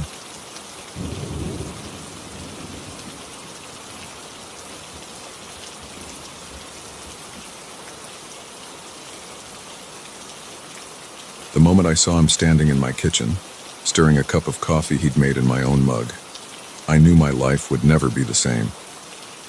There's a special kind of terror that comes from finding a stranger in your home, a violation so profound it shakes you to your very core.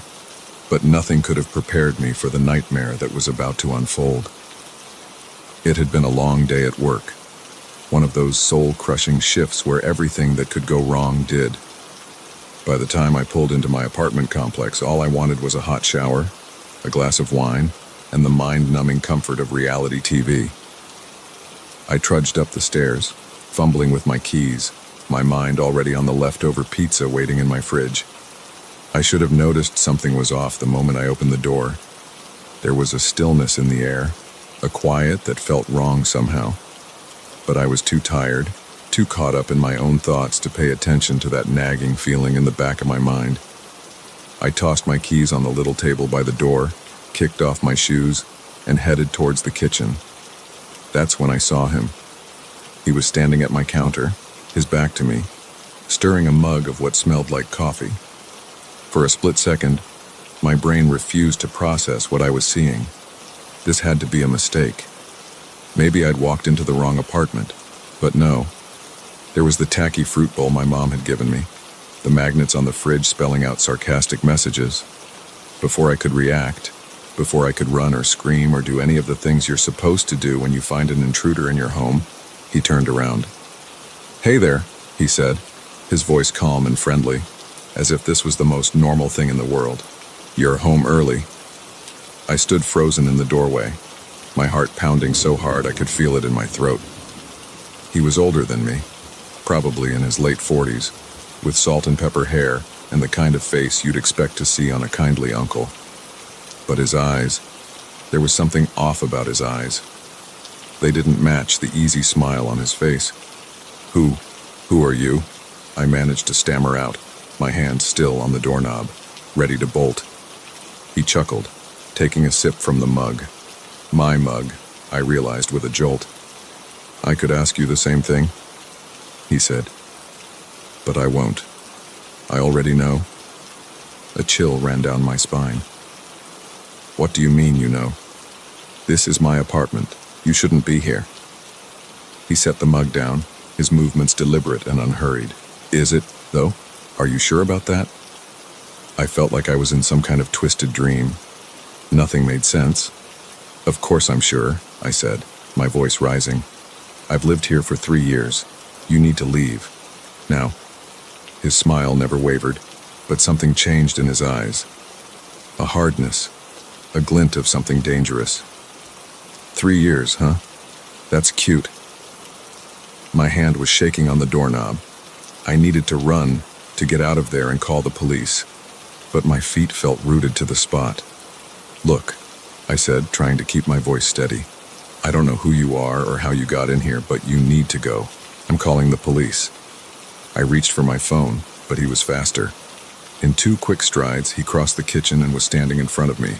I hadn't realized how tall he was until that moment, how he seemed to loom over me. "You're not calling anyone," he said, his voice low and menacing. "We're going to have a little chat, you and me." about who really belongs here. I backed away, my heart racing. Please, I said, hating how weak my voice sounded. Just take whatever you want and go. I won't call the cops, I swear. He laughed, a sound that sent shivers down my spine. Oh, sweetheart, I'm not here to rob you. I'm here to reclaim what's mine. I turned to run, but he caught my arm in a grip like iron. Not so fast, he growled. We're not done here. I struggled against his hold, panic rising in my chest. Let go of me, I shouted, hoping against hope that one of my neighbors would hear. But his next words froze me in place. No one can hear you, he said, his voice eerily calm. No one's going to come save you, because you're not really here, are you? I stared at him, confusion mixing with fear. What are you talking about? He pulled me closer, his face inches from mine. I could smell coffee on his breath, mixed with something metallic. This apartment, this life you think you've been living for 3 years, it's not real. None of it is real. I shook my head, trying to make sense of his words. You're crazy, I said. Of course this is real. I have memories. I have implanted, he cut me off. All of it. Memories, feelings, this whole identity you've created. But it's time to wake up now. Time to remember who you really are. A wave of dizziness washed over me. The room seemed to shift and waver, like I was looking at it through water. No, I whispered. This isn't happening. This can't be happening. He released my arm, but I no longer felt the urge to run. My legs were shaking so badly I wasn't sure they could support me. Sit down, he said, gesturing to one of the kitchen chairs. Let me explain. Against my better judgment, I sank into the chair. He sat across from me, those unsettling eyes never leaving my face. You're not who you think you are, he began. Your real name is Sarah Jennings. You're a deep cover operative for a government agency so secret, most people in power don't even know it exists. 3 years ago, you were sent on a mission. Something went wrong. You were captured. Your mind was altered. This, he gestured around the apartment, this is all a construct, a prison built in your own mind. I shook my head, feeling tears start to well up in my eyes. No, that's impossible. I have a job, I have friends, I have a life here. He leaned forward, his voice softening. Think about it. Really think. Can you remember your childhood? Your parents? Faces? The name of your first pet? Or are those memories fuzzy, indistinct? I opened my mouth to argue. To tell him, of course, I remembered those things. But as I searched my mind, I realized with growing horror that I couldn't. My past was a blur, a series of vague impressions rather than clear memories. This can't be real, I whispered, more to myself than to him. But it is, he said. And now it's time to leave. We've finally found you. Finally figured out how to break through the mental blocks. But we don't have much time. As if on cue, I heard a sound like distant thunder. The walls of the apartment seemed to vibrate, books falling from shelves, pictures rattling on the walls. What's happening? I asked, panic rising in my voice. He stood up, holding out his hand to me. And the construct is collapsing. Your captors know we're here. We need to go. Now. I stared at his outstretched hand, my mind reeling. Part of me still wanted to believe this was all some elaborate hoax, that any moment I'd wake up, and this would all be a bad dream. But deep down, in a place I hadn't even known existed, something stirred, a recognition, a sense of truth in his words. How do we get out? I heard myself asking, even as another part of me screamed that this was insanity. You have to let go, he said. Let go of this false life, these false memories. Remember who you really are. The rumbling grew louder. Cracks began to appear in the walls, spreading like spider webs across the ceiling. I could feel the floor shifting beneath my feet. I closed my eyes, trying to focus. Who was I? What was real? Images flashed through my mind. training sessions, covert meetings, a life I didn't recognize but somehow knew was mine. When I opened my eyes, the apartment was disintegrating around us. Through the cracks, I could see not the hallway or the apartment next door, but a swirling void of color and light. "Sarah," the man said, his voice urgent, "it's time. Take my hand." I looked at him, really looked at him for the first time, and suddenly, I knew him. Not as a stranger, not as an intruder, but as someone I trusted with my life. I reached out and took his hand. The world exploded around us in a cacophony of sound and light. I felt like I was falling, drowning, being torn apart and put back together all at once. And then, I woke up. I was lying on a cold metal table, wires and tubes connected to my body. The room around me was stark and clinical, filled with beeping machines and concerned faces. "Welcome back, Agent Jennings," a voice said. I turned to see the man from the apartment, my handler, I now remembered, standing beside me. "You've been gone a long time. We've got a lot of work to do." As the memories of my real life came flooding back, I felt a pang of loss for the simple, ordinary existence I'd left behind. But I also felt a surge of purpose, of rightness. This was who I was meant to be. I sat up, wincing at muscles stiff from disuse. "All right," I said, my voice hoarse but determined. "Let's get to work." The life I'd known was gone, shattered like the illusion it had always been. But a new life, my real life, was just beginning. And this time I was ready for whatever challenges it might bring.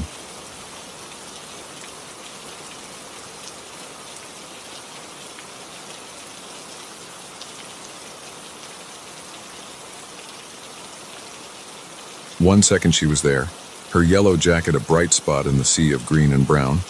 The next she was gone, vanished, as if the earth had opened up and swallowed her whole.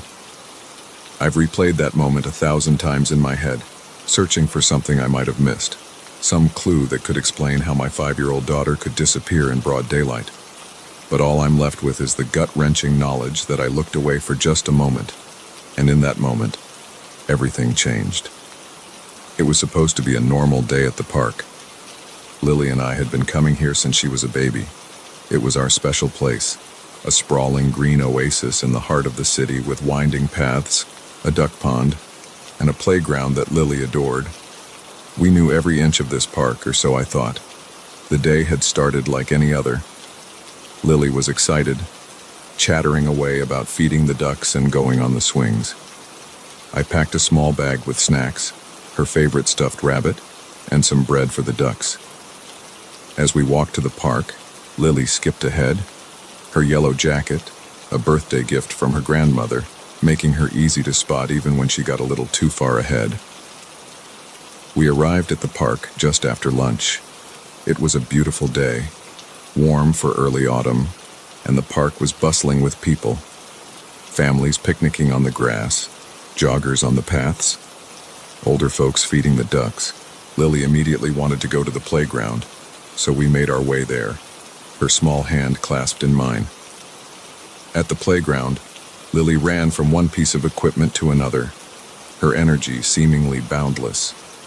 I sat on a nearby bench, keeping a watchful eye on her as she played.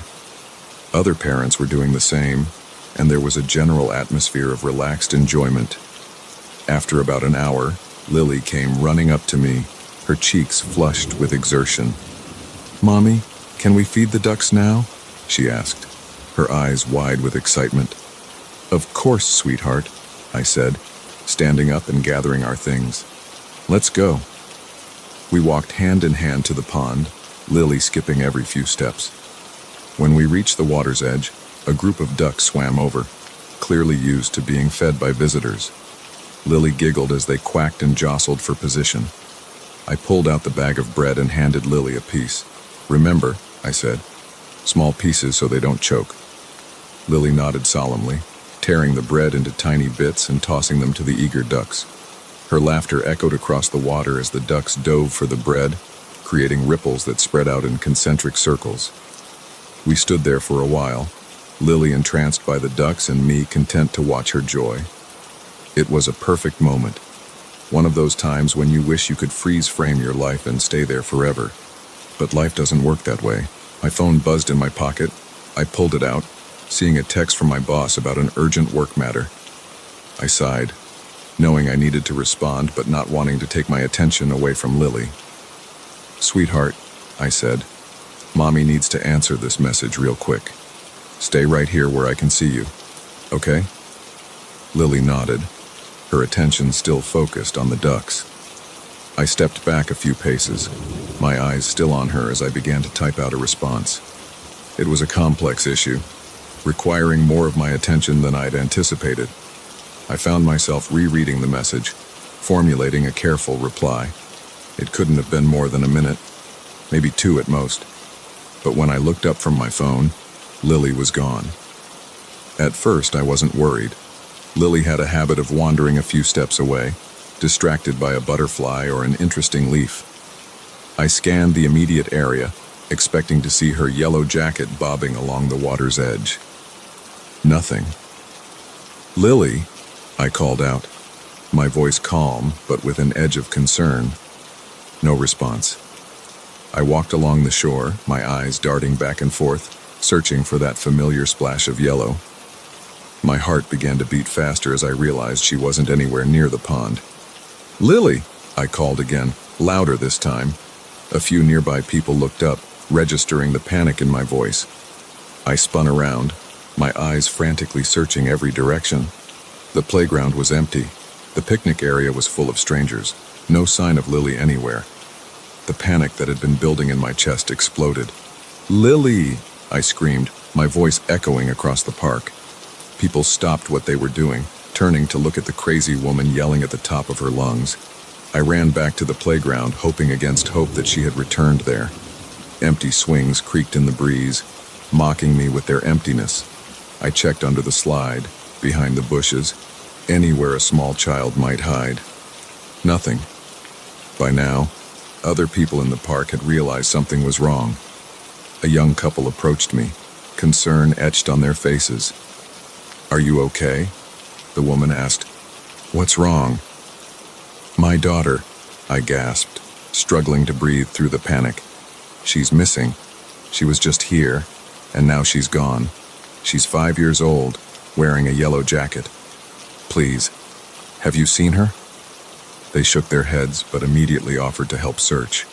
Within minutes, a small army of strangers had mobilized, spreading out across the park, calling Lily's name. I don't know who called the police, but suddenly they were there, asking me questions I could barely focus on. What was she wearing? When did I last see her? Did she know anyone in the park? I answered as best I could, my mind replaying those last moments over and over. Her laughter as she fed the ducks, the way the sunlight glinted off her hair, the yellow of her jacket bright against the green of the grass. Hours passed in a blur. The police searched every inch of the park. Divers were called in to check the pond, a possibility I couldn't bear to consider. As night fell, they brought in dogs to try and pick up her scent. Nothing. It was as if Lily had simply ceased to exist. One moment there, the next gone, leaving no trace behind. Days turned into weeks, weeks into months. The police investigation continued, but leads were scarce. Lily's face was plastered on posters all over the city, broadcast on every news channel. I appeared on TV, pleading for anyone with information to come forward. The theories were endless. She was abducted.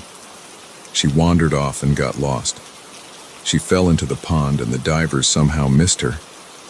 Each possibility was more horrifying than the last. I couldn't sleep, couldn't eat. My whole life became consumed with finding Lily. I quit my job, spent every waking moment retracing our steps that day, interviewing anyone who might have seen something. But as time passed, hope began to fade. The police visits became less frequent. The news reports moved on to other stories. People stopped recognizing me on the street, stopped offering their condolences or theories. Life, it seemed, was moving on. But I was stuck, frozen in that moment by the pond, eternally turning away from my daughter for the last time. 1 year after Lily's disappearance, I returned to the park. I don't know what I expected to find.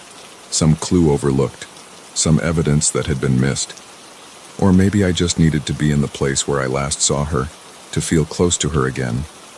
I stood by the pond, watching the ducks swim lazily across the surface. A little girl in a red coat ran past, her mother calling after her to be careful. I felt a pang in my chest, a pain so acute it took my breath away. As I turned to leave, something caught my eye. There, half hidden in the reeds at the water's edge, was a flash of yellow. My heart stopped. With trembling hands, I reached out and pulled it free. It was a piece of fabric, weathered and faded, but unmistakably the same shade as Lily's jacket. How had this been missed? How had I missed it in all my searches? I clutched the fabric to my chest, tears streaming down my face. It wasn't an answer. It wasn't Lily. But it was something. A tangible piece of evidence that she had been here, that I hadn't imagined at all. As I stood there, holding that small piece of yellow fabric, I made a promise. To Lily, to myself, to whatever power might be listening. I would never stop looking, never stop hoping. Somewhere out there, my daughter was waiting to be found, and I would search until my last breath to bring her home. The park continued its life around me. Children laughed, ducks quacked, joggers ran past. But for me, time stood still. In my mind, Lily was still 5 years old, still wearing her yellow jacket and still just out of reach. And I would keep reaching, keep searching, until I found her again.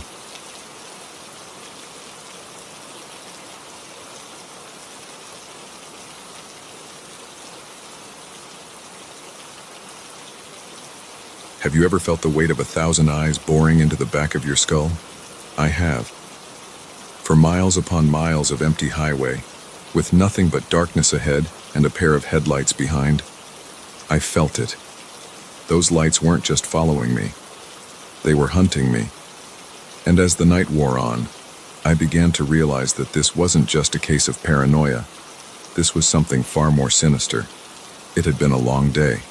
I'd spent hours at a client meeting 2 states over, and now I was making the long drive back home. The sun had set hours ago, leaving me alone with the hum of my car engine and the occasional flicker of passing headlights. I was tired, but the coffee from my last rest stop was doing its job, keeping me alert enough to navigate the empty stretches of highway. I'd been driving for about 3 hours when I first noticed the car behind me.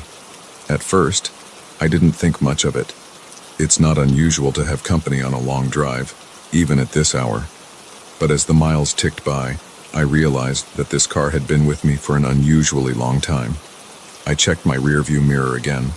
The headlights were there, steady and unchanging. Not too close, but not falling behind either.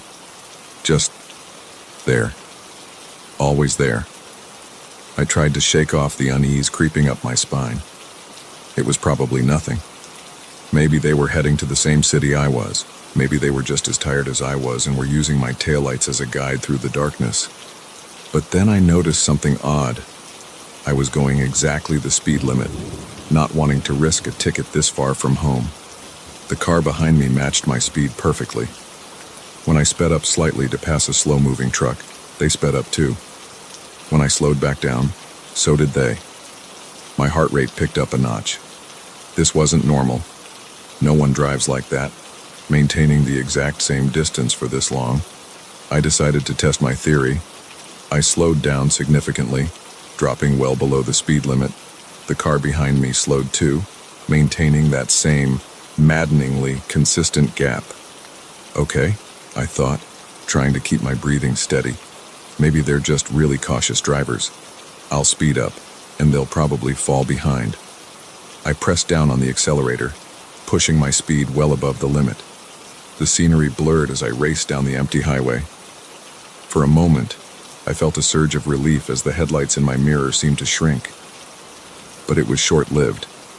Within seconds, the car had accelerated too, closing the distance between us with unnerving precision. Once again, they settled into that same position, not too close, not too far, just watching. By now, my palms were sweating on the steering wheel. This wasn't a coincidence. This wasn't normal driving behavior. Someone was following me, deliberately and with purpose. I tried to get a look at the driver, tilting my rearview mirror and squinting into the darkness, but all I could see were those headlights, two bright orbs piercing the night. The windshield of the car behind me was a black void, revealing nothing about its occupants. My mind raced with possibilities, each more terrifying than the last. Was it a cop? But no, there were no flashing lights, no attempt to pull me over. A robber looking for an isolated victim. But why follow for so long? Why not make a move? I checked my phone, hoping to call for help, but there was no signal. Of course not. Not out here in the middle of nowhere. The highway stretched endlessly ahead, a ribbon of black cutting through the darkness. No exits in sight, no towns, not even another car. Just me and my silent pursuer. I considered pulling over, but the thought of stopping out here, alone with whoever was in that car, made my blood run cold. No, I had to keep driving. Had to find somewhere safe, somewhere with people. Hours seemed to pass, though my clock told me it had only been minutes. Every curve in the road, every hill I hoped would bring me to a town, a gas station, anything. But there was only more highway, more darkness, and always those headlights behind me. I began to talk to myself, trying to stay calm, trying to reason it out. It's okay. You're okay. They haven't done anything. Maybe it's just a coincidence. Maybe. My words were cut short as I crested a hill and saw something that made my heart leap. Headlights ahead. Another car coming towards me in the opposite lane.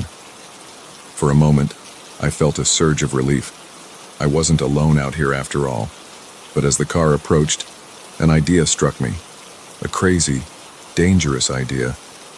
But in my panicked state, it seemed like my only option.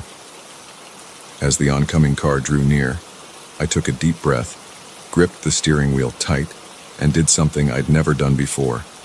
I flashed my headlights over and over, the universal signal for help on the road. The oncoming car slowed, and I saw its brake lights come on.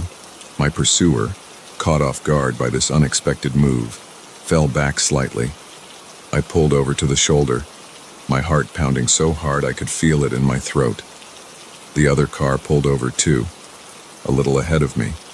An older man stepped out, confusion and concern on his face. "Are you all right?" he called out, walking towards my car. I was about to respond, to pour out my story of the car that had been following me, when I glanced in my rearview mirror. The headlights were gone. I blinked, sure I must be mistaken. But no, the road behind me was empty. Dark and silent, as if no one had ever been there. "Miss," the man said, now standing by my window. "Is everything okay? Do you need help?" I turned to him, my mind reeling. There was a car following me. For hours, it was right behind me, I swear. He looked past me, down the empty road. "I don't see anyone, ma'am. Are you sure you weren't just tired? Sometimes the mind can play tricks when you've been driving too long." I wanted to argue, to insist that I wasn't imagining things. But as I sat there, the adrenaline fading from my system, doubt began to creep in. Had I imagined it all? Was it just fatigue and coffee and the monotony of the long drive playing tricks on me? "Maybe you're right," I said, trying to force a smile. "I've been on the road for a long time. Guess I'm more tired than I thought." The man nodded sympathetically. "Why don't you follow me to the next town? It's not far, and there's a motel where you can rest for the night. It's not safe to drive when you're this exhausted." I agreed, grateful for his kindness and for the prospect of not being alone on this dark highway anymore. As we pulled back onto the road, I kept glancing in my rearview mirror, half expecting to see those headlights reappear. But the road behind me remained empty. We reached the small town about 20 minutes later. And true to his word, the man directed me to a small motel just off the highway. He waited until I had checked in before waving goodbye and continuing on his journey. In my room, I sat on the edge of the bed, my body trembling with leftover adrenaline and exhaustion. I kept replaying the night in my mind, trying to make sense of what had happened. Had I really imagined it all? Was it just a product of an overactive imagination and too many late-night crime shows? But as I was about to turn off the light and try to get some sleep, my phone buzzed. Signal had returned, and with it, a flood of notifications, missed calls, text messages, emails. I scrolled through them absently, until one text caught my eye and made my blood run cold.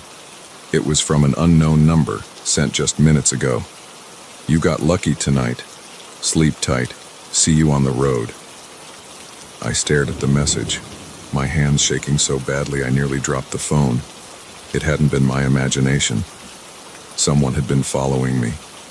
Someone had been hunting me on that dark, lonely highway. And somehow, they had my number. I didn't sleep that night. How could I? I sat in that motel room, jumping at every sound, peering out the window at every passing car. When dawn finally broke, I checked out and hit the road again, this time sticking to busy highways and driving straight through to home. But even now, months later, I can't shake the memory of that night. Every time I get behind the wheel, every time I see headlights in my rearview mirror, I feel that same cold dread creeping up my spine. Because I know now that the darkness doesn't just hide monsters in closets or under beds. Sometimes, the real monsters are out there on the open road, hidden behind a pair of headlights, just waiting for their chance to strike.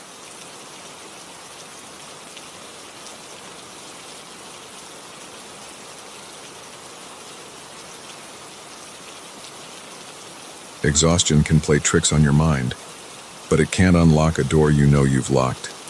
It can't leave muddy footprints on a carpet you've never stepped on, and it certainly can't explain the feeling of eyes watching you in an empty room. That night at the motel, I learned that sometimes the most terrifying monsters aren't the ones that hide under your bed, but the ones that have the key to your room. I'd been driving for 14 hours straight, my eyes burning from the endless stretch of highway and my back aching from too many hours hunched over the steering wheel. The neon sign of the Sleepy Pine Motel glowed like a beacon in the darkness, promising a bed and a few hours of desperately needed rest before I had to hit the road again. The night clerk barely looked up from his magazine as I checked in, sliding a key across the worn counter with a mumbled, "Room 104. I nodded my thanks, too tired for conversation, and made my way across the parking lot. The room was exactly what you'd expect from a budget motel in the middle of nowhere. Faded wallpaper, a lumpy bed, and the faint smell of old cigarette smoke that no amount of air freshener could quite mask. But at that moment, it looked like the Ritz-Carlton to my weary eyes. I did a quick sweep of the room out of habit, checking the locks on the door and window, peeking behind the shower curtain. Satisfied that everything was secure, I tossed my bag onto the chair in the corner and collapsed onto the bed, not even bothering to take off my shoes. I must have fallen asleep instantly because the next thing I knew, I was jolting awake, my heart pounding. Something had woken me, but in the fuzzy space between sleep and waking, I couldn't remember what. The room was dark, the only light coming from the neon sign outside, casting an eerie red glow through the thin curtains. As I lay there, trying to calm my racing heart, I heard it, a soft click, like someone trying to turn a doorknob very, very slowly. My breath caught in my throat. I strained my ears, convinced I must have imagined it. But there it was again, slightly louder this time. I sat up, my eyes fixed on the door. The handle jiggled, once, twice, then silence. "Hello?" I called out, my voice sounding small and scared in the quiet room. No response. I slid out of bed, my feet hitting the carpet with a soft thud. That's when I felt it, dampness seeping through my socks. Confused, I reached for the bedside lamp, flicking it on. My heart nearly stopped. There, leading from the door to the bed, was a trail of muddy footprints, footprints that weren't mine. I stumbled backward, nearly tripping over my own feet. This couldn't be real. I was dreaming. I had to be dreaming. But the chill of the damp carpet against my feet felt all too real. With shaking hands, I grabbed my phone from the nightstand, ready to call for help. But as I unlocked the screen, I saw something that made my blood run cold. It was 3:07 a.m. I had been asleep for over 4 hours. 4 hours during which someone had been in my room. The realization hit me like a physical blow. I wasn't safe here. I needed to leave, now. I grabbed my bag, not bothering to check if I had everything. As I reached for the door handle, I hesitated. What if they were still out there, waiting? But staying in this room felt like being trapped in a cage. Taking a deep breath, I yanked the door open, ready to make a run for it. The parking lot was empty, eerily quiet under the flickering neon light. My car sat where I had left it, a comforting sight in the sea of uncertainty. I sprinted across the parking lot, fumbling with my keys. Just as I reached my car, I heard it. Footsteps, fast and heavy, coming from the direction of my room. I didn't look back. I threw myself into the driver's seat, jammed the key into the ignition, and peeled out of the parking lot with a screech of tires. As I sped down the dark highway, my hands shaking on the steering wheel, I glanced in the rearview mirror. For a split second, I thought I saw a figure standing in the middle of the road, watching my car disappear into the night. But when I looked again, the road behind me was empty. I drove for hours, too scared to stop, jumping at every shadow and sound. When the sun finally rose, I pulled into a busy truck stop, the normality of morning commuters and tired truckers a balm to my frayed nerves. As I sat there, nursing a cup of terrible coffee, I tried to make sense of what had happened. Had I imagined it all? Was it just an especially vivid nightmare brought on by exhaustion? But then I looked down and saw the mud still caked on my socks. This was no dream. I never reported what happened. Who would believe me? A locked room, mysterious footprints, a vanishing intruder. It sounded like the plot of a bad horror movie, but I know what I saw, what I felt. Now, years later, I still can't shake the memory of that night. I avoid motels whenever possible, preferring to sleep in my car at rest stops if I have to. And every night, just before I fall asleep, I check the locks. Twice. Because I know now that sometimes, locks aren't enough to keep the monsters out.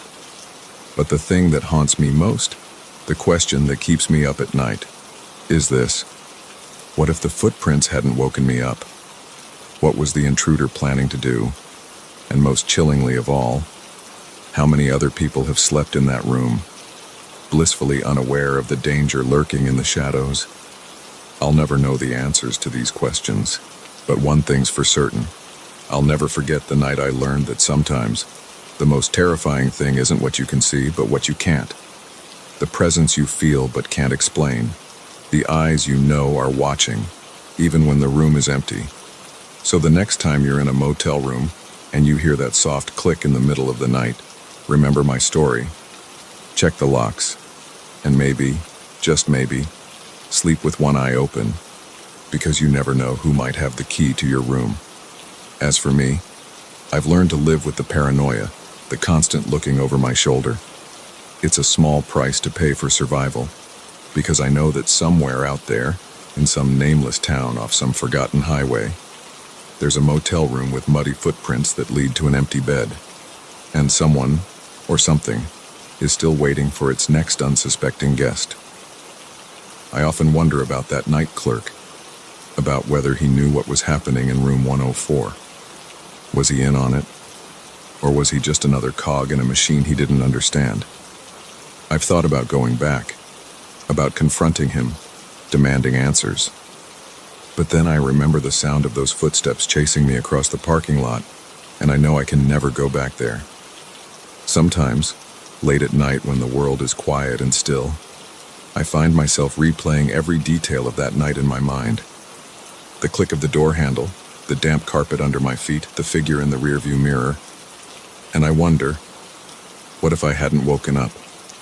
What if I had slept through the night, oblivious to the intruder in my room? Would I have ever known they were there? Or would I have become just another missing person, another unsolved mystery? These thoughts used to keep me up at night, but now I've learned to use them as a reminder to stay vigilant, to trust my instincts, and to never, ever take my safety for granted. Because I know now that the world is full of dark corners and hidden dangers, and sometimes the only thing standing between you and the unthinkable is a flimsy lock and your own awareness. So if you ever find yourself in a motel room, feeling that inexplicable sense of unease, don't ignore it. Don't brush it off as paranoia or an overactive imagination. Because sometimes, just sometimes, those feelings are trying to tell you something. And in my experience, it's always better to be safe than sorry. After all, you never know who might have the key to your room.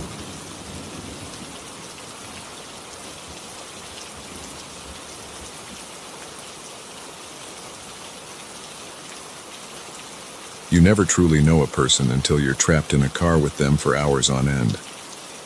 I learned this lesson the hard way, on a stretch of lonely highway with a stranger whose smile didn't quite reach his eyes. What started as an act of kindness quickly spiraled into the most terrifying ride of my life. I'd been driving for about 6 hours when I saw him, thumb out, standing on the side of the road. It was getting dark, and the clouds overhead threatened rain. I'm not usually one to pick up hitchhikers, but something about his dejected posture and the desolate surroundings made me slow down. As I pulled over, I got a better look at him. He seemed normal enough, mid-30s maybe, wearing jeans and a jacket that had seen better days. His hair was a bit messy, and there was dirt on his shoes like he'd been walking for a while. He jogged up to the car, a grateful smile on his face. "Thanks, man," he said as he climbed in. "Not a lot of people stop anymore." I nodded, trying to play it cool. "Where are you headed?" "Just down the road a bit," he replied, settling into the passenger seat. "Anywhere you're going is good enough for me." I pulled back onto the road, the silence in the car broken only by the hum of the engine and the occasional swish of the wipers clearing the light drizzle that had started to fall. "Been out here long?" I asked, just to break the silence. "A couple hours, I guess," he said, his voice flat. "Had a ride earlier, but they were going in the wrong direction." I nodded, not really sure what to say to that. We drove in silence for a while, the darkness outside growing deeper as we left the last vestiges of twilight behind. "So," he said after a while, turning to face me, "you pick up hitchhikers often?" "Not really," I admitted. "First time, actually." He chuckled, a low sound that made me grip the steering wheel a little tighter. "First time, huh? Must be my lucky night." I forced a smile but didn't say anything. Something about the way he said it rubbed me the wrong way. "You ever meet someone and just know they've done bad things?" he asked suddenly. I glanced at him, caught off guard by the question. "What do you mean?" He shrugged, still staring straight ahead. "You know, some people you can just tell. They've done things, hurt people, maybe even killed people." My heart skipped a beat. I swallowed hard, trying to keep my voice steady. "I guess I don't really think about it." He chuckled again, that same low sound that made the hair on the back of my neck stand up. "Yeah, most people don't, but I can always tell." I didn't respond, didn't know how to respond. My mind was racing, trying to figure out how to get out of this situation. We were miles from anywhere, no other cars on the road, no cell signal. "You ever do something you regret?" he asked, his voice quieter now. I shook my head, not trusting myself to speak. "Never?" he pressed. "Never hurt someone? Never thought about it?" "No," I managed to say, my throat dry. He was silent for a moment, and I could feel his eyes on me. "I have," he said finally. My stomach dropped. I gripped the steering wheel so tight my knuckles turned white. "Couple years ago," he continued, his voice casual as if he was discussing the weather, Met this guy at a bar. He was mouthing off, saying things he shouldn't have. I didn't mean to hurt him, not really, just wanted to shut him up. But things got out of hand. I felt like I was going to be sick. This couldn't be happening. This had to be some kind of sick joke. What happened? I asked, my voice barely above a whisper.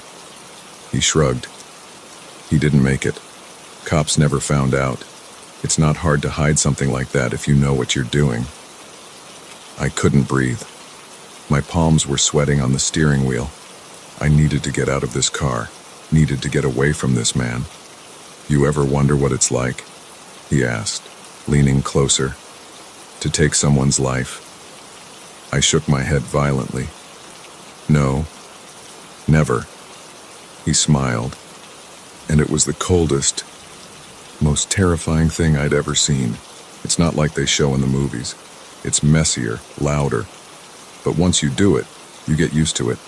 It gets easier. I was trembling now, unable to hide my fear. I needed to do something, to say something, but my mind was blank with terror. Pull over, he said suddenly. What? Pull over, he repeated, his voice harder now. I need to stretch my legs. I hesitated, my foot hovering over the brake pedal. If I stopped, would he try to hurt me? But if I didn't, what would he do? I said, pull over, he growled, and I felt something press against my side. I didn't need to look to know it was a knife. I eased the car onto the shoulder, my heart pounding so hard I thought it might burst out of my chest. As soon as we stopped, he grabbed my arm, his grip painfully tight. Get out, he ordered. I didn't move, couldn't move. This was it. This was how I was going to die, on the side of some deserted highway at the hands of a murderer I'd willingly let into my car. I said, get out, he shouted, yanking me towards the door. In that moment, survival instinct kicked in. I threw the car into drive and floored it. The sudden movement caught him off guard, and his grip on my arm loosened. I jerked the wheel hard, sending him crashing into the passenger door. He roared in anger, lunging at me with the knife. I ducked, feeling the blade whistle past my ear. The car swerved wildly as I struggled to keep control while fending him off. I don't know how long we fought like that. The car careening down the highway, his knife flashing in the darkness. At some point, I saw headlights in the distance. Hope surged through me. If I could just make it to that other car. With one hand on the wheel, I used the other to grab his wrist, trying to keep the knife away from me. We struggled, the car weaving back and forth across the road. The headlights grew closer. I could see now that it was a large truck. I steered towards it, praying the driver would see us, would stop to help. At the last second, my attacker saw what I was doing. With a snarl of rage, he jerked the wheel, sending us spinning off the road. The world tilted and whirled, the sound of crunching metal and breaking glass filling my ears. When the motion finally stopped, I was hanging upside down, held in place by my seatbelt. Everything hurt. I could taste blood in my mouth. Through the shattered windshield, I could see the truck had stopped, its headlights illuminating the wreck of my car. I turned my head, wincing at the pain, to look at the passenger seat. It was empty. The door was open, swinging gently in the night breeze. He was gone. I heard voices, footsteps running towards the car. The truck driver, coming to help. I wanted to warn him, to tell him to be careful, that there was a dangerous man out there. But darkness was creeping in at the edges of my vision, and I couldn't find the strength to speak. As I slipped into unconsciousness, my last thought was of the hitchhiker. Where was he? Had he survived the crash? And if he had, who would be his next victim? I woke up in a hospital 3 days later.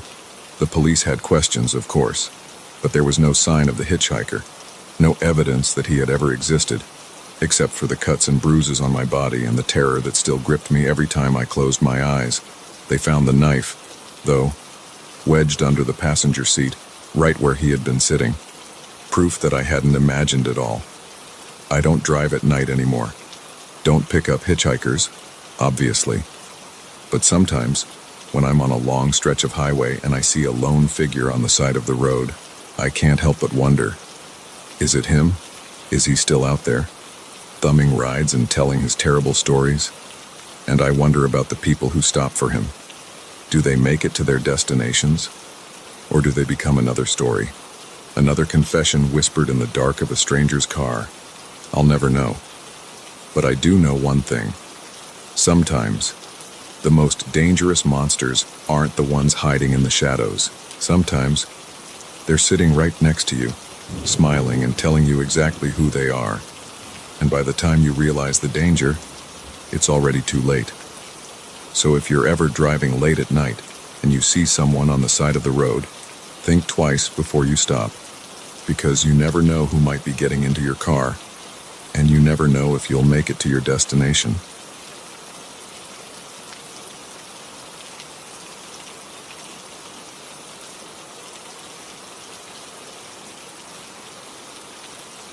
I never thought I'd be afraid of my own shadow, but that's what happens when you realize your every move is being watched. What started as a budget-friendly getaway turned into a nightmare of surveillance and paranoia, all thanks to a host who couldn't seem to let go. It was supposed to be a simple weekend trip. My girlfriend, Claire, and I had been planning it for weeks. A chance to escape the city, breathe some fresh air, and reconnect away from the pressures of work and daily life. When we found the Airbnb listing for a charming suburban house at a price that seemed too good to be true, we jumped on it without a second thought. The drive out was pleasant enough. We left the towering skyscrapers behind, watching as the landscape gradually shifted to neatly manicured lawns and cookie-cutter houses.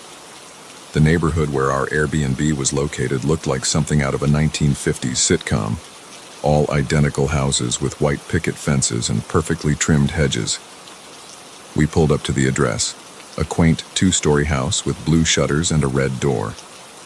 As we were getting our bags out of the car, the front door opened, and our host stepped out. Roger was a man in his early 50s, with thinning hair and a smile that seemed a bit too wide.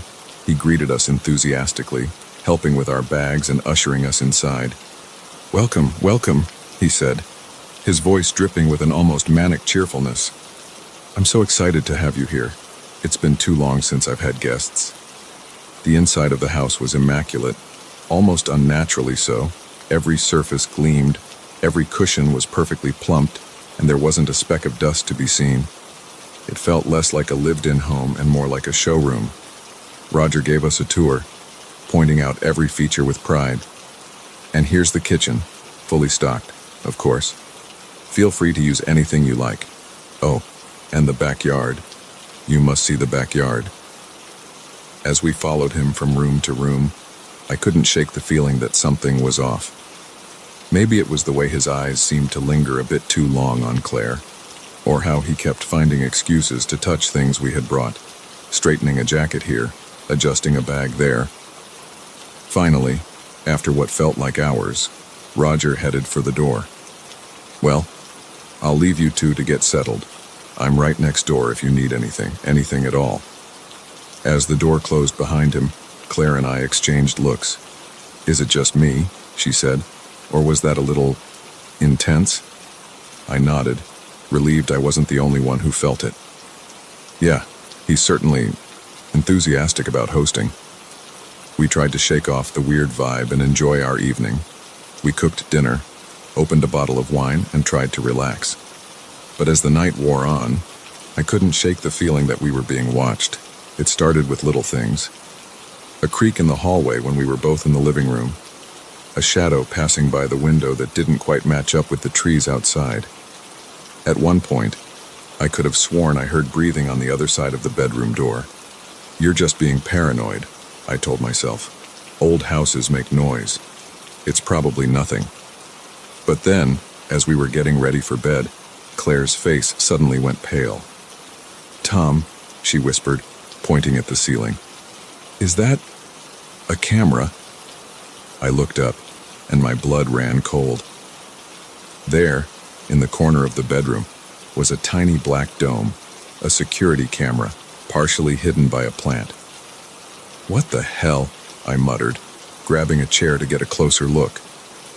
As I examined it, I realized with growing horror that it was real, and it was on. We tore through the house, our earlier unease exploding into full-blown panic. We found cameras in every room, some hidden behind pictures, others disguised as smoke detectors. Our private weekend getaway had turned into a sick surveillance experiment. "We need to leave," Claire said, her voice shaking.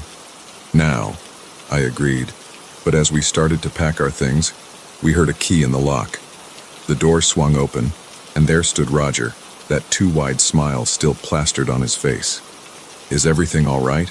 he asked, his eyes darting between us and our half-packed bags. "I thought I heard some commotion."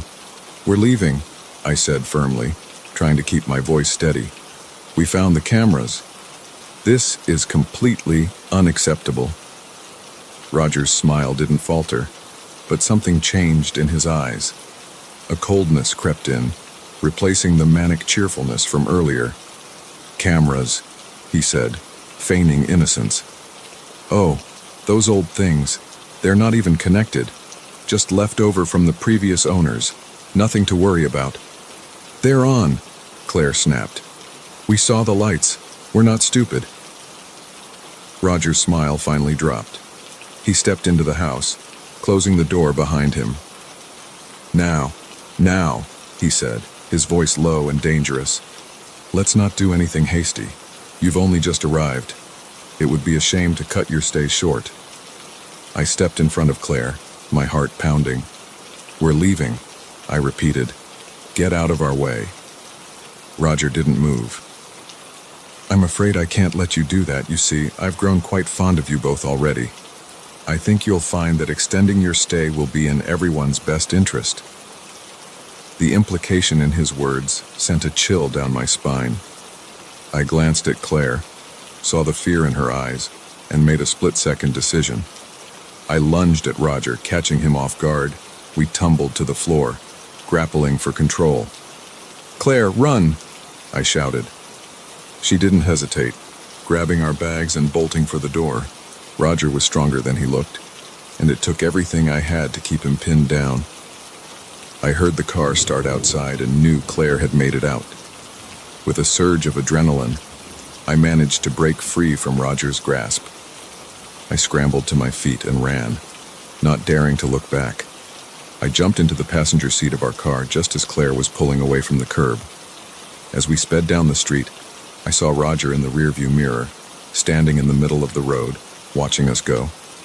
Even from a distance, I could see that terrifying smile was back on his face. We drove for hours, not stopping until we were several towns over. We found a motel, paid cash, and holed up for the night, jumping at every sound. The next day, we reported everything to the police and to Airbnb. But when the authorities went to investigate, they found the house empty. No cameras, no Roger, no evidence of anything amiss. It was as if our entire nightmarish experience had been a shared hallucination. We tried to move on, to forget about that weekend, but sometimes, late at night, I still wake up in a cold sweat, convinced I can hear breathing on the other side of the door.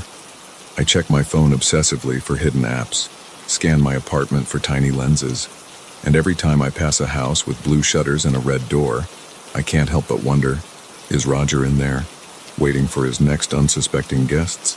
Are there other houses out there, filled with hidden cameras and hosts with too wide smiles? I'll never use Airbnb again. Hotels might be more expensive, but at least there, anonymity is part of the deal. No overly friendly hosts, no perfectly manicured lawns hiding sinister secrets. Claire and I are still together, but that weekend left its mark on us. We're more cautious now, more aware of the potential dangers lurking behind friendly faces and good deals. We've learned the hard way that sometimes the price of privacy is higher than any savings on accommodations. So if you're ever booking a place to stay and the deal seems too good to be true, remember our story. Look for the cameras hidden in plain sight. And if your host seems a little too interested in your plans, a little too eager to make you feel at home, trust your instincts, because you never know who might be watching. waiting for the perfect moment to turn your vacation into a prison.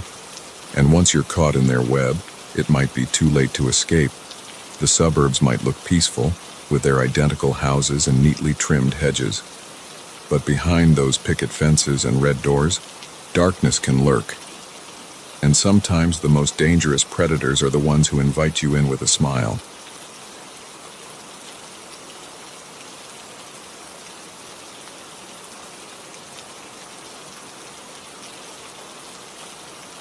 I always thought I knew my neighborhood like the back of my hand. Every street, every corner, every shortcut. But on that moonless night, as footsteps echoed behind me and familiar roads twisted into an endless maze, I realized how little I truly knew about the dark corners of my own backyard. It had been a long night at the office. By the time I left, the streets were empty, the last stragglers from nearby bars long gone. I decided to walk home, figuring the cool night air would help clear my head. It was a route I'd taken 100 times before, a straight shot through residential areas that would get me home in 20 minutes flat. The first few blocks were uneventful. Streetlights cast pools of yellow light on the sidewalk, and the hum of distant traffic provided a comforting urban lullaby. I was lost in thought, mentally reviewing tomorrow's to-do list. When I first heard it, footsteps, slightly out of sync with my own. I glanced over my shoulder, but the street behind me was empty. Shaking my head, I pressed on. Probably just an echo, I told myself, or maybe a cat prowling the night. But the footsteps continued, growing slightly louder with each passing minute. I picked up my pace, my heart rate quickening to match my steps. Another look back revealed nothing but shadows. I turned onto Cedar Street, a quiet residential road lined with old Victorian houses. As I passed under a flickering streetlight, I saw something that made my blood run cold. A figure, tall and lean, standing at the far end of the block. Even from this distance, I could tell they were staring directly at me. Fight or flight instinct kicked in, and I chose flight. I turned sharply onto Maple Avenue, a street I knew would lead me straight home. But as I hurried along, something felt off. The houses looked different, older and more run down than I remembered. Had I taken a wrong turn? The footsteps behind me grew louder, more insistent. I broke into a run, no longer caring if I looked foolish. All I wanted was to get home, to lock my door, and forget this night ever happened. I turned onto what I thought was my street, only to find myself facing an unfamiliar cul-de-sac. Panic started to set in. How was this possible? I'd lived in this neighborhood for years. There shouldn't be any streets I didn't recognize. The sound of footsteps was closer now, echoing off the houses around me. I spun around, ready to confront whoever was following me, but the street behind me was as empty as the one ahead. "Hello?" I called out, my voice shaking. "Is someone there?" No response, just the faint rustle of leaves in the night breeze. I pulled out my phone, intending to call for help or at least use the GPS to figure out where I was. But the screen remained stubbornly dark. Dead battery. Of all the nights for this to happen. With no other choice, I pressed on, trying to retrace my steps, but each turn led me deeper into unfamiliar territory. Streets I'd never seen before stretched out in front of me, lined with houses that seemed to leer in the darkness. The footsteps continued, sometimes fading into the distance only to return louder than ever. I caught glimpses of movement in my peripheral vision, a shadow darting between houses, a figure watching from a darkened window. But every time I turned to look, there was nothing there. Hours seemed to pass as I wandered through this twisted version of my neighborhood. My feet ached, my throat was dry from panic, and exhaustion tugged at the edges of my consciousness. But still, I couldn't find my way home.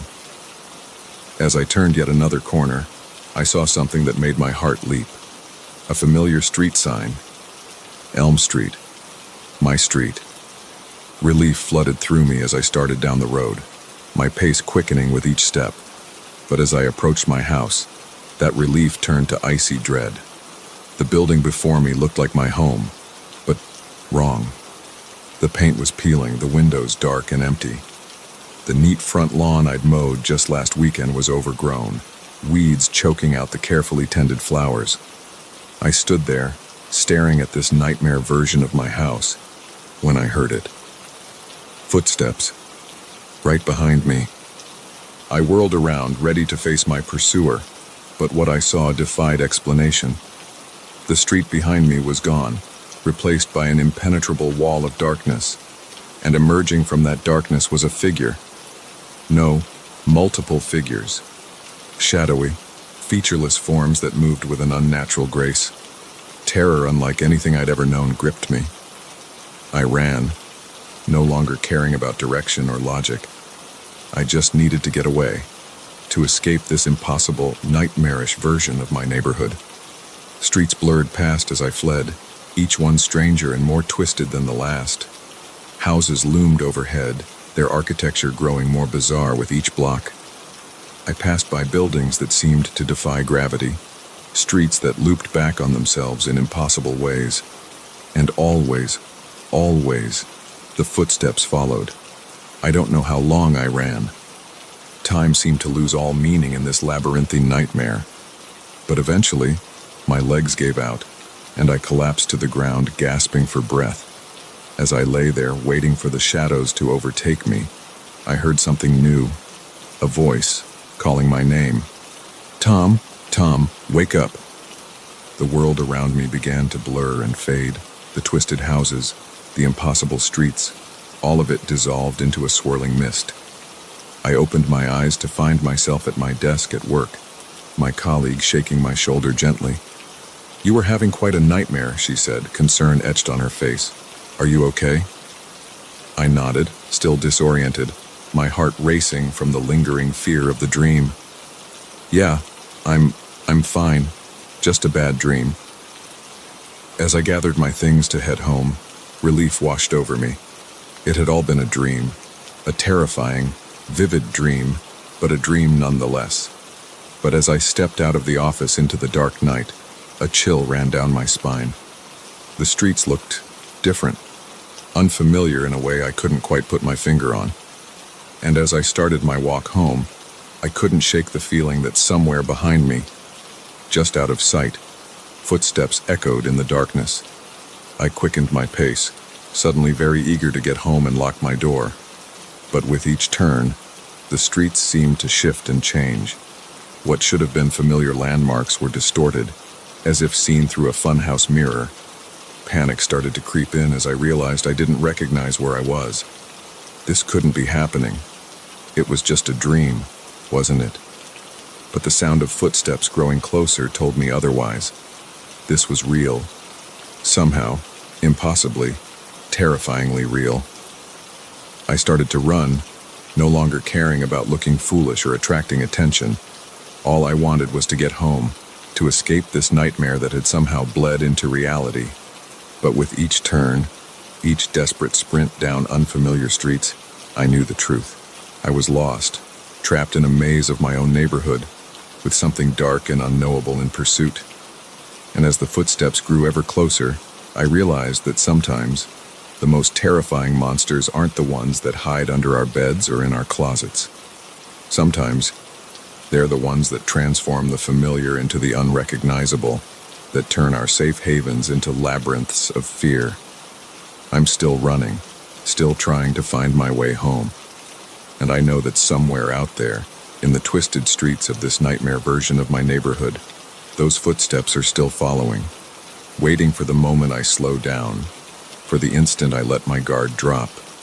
So I keep moving, keep searching for a way out of this maze, because I know that if I stop, if I let those footsteps catch up to me, I may never find my way home again. And in the back of my mind, a terrifying thought lingers. What if I'm not the only one trapped here? What if there are others, lost in their own familiar yet foreign neighborhoods, running from footsteps that never tire, never slow?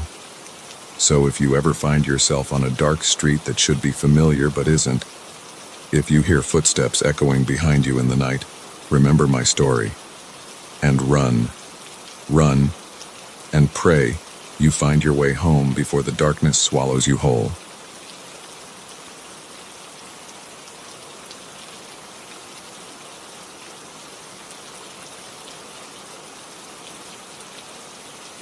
The first rule of urban exploration is to never go alone. The second is to always trust your instincts. I broke both rules that night, and what I found in that abandoned building will haunt me for the rest of my life. I've always been drawn to forgotten places. There's something eerily beautiful about a building left to decay, nature slowly reclaiming what was once a bustling hub of human activity. I'd been photographing abandoned structures for years, each expedition a thrilling mix of art and adrenaline. The old Hartley factory had been on my radar for months. A massive complex on the outskirts of town, it had been shuttered for decades, its hulking silhouette a stark reminder of the city's industrial past. Getting inside had proven challenging. The place was surrounded by a high fence topped with barbed wire, and local security patrols were known to be vigilant. But on that fateful night, I finally saw my chance. A storm had knocked down a section of the fence, creating a gap just wide enough for a person to slip through. I knew I should wait, should call my usual exploration partner, should at least tell someone where I was going. But the opportunity was too perfect to pass up. Armed with my camera, a flashlight, and a backpack full of supplies, I made my way to the factory under the cover of darkness. The gap in the fence was still there, an inviting portal to urban decay. I slipped through, my heart racing with a mix of excitement and trepidation. The factory loomed before me, a behemoth of rusted metal and broken windows. Moonlight filtered through the gaps, casting long shadows across the overgrown courtyard.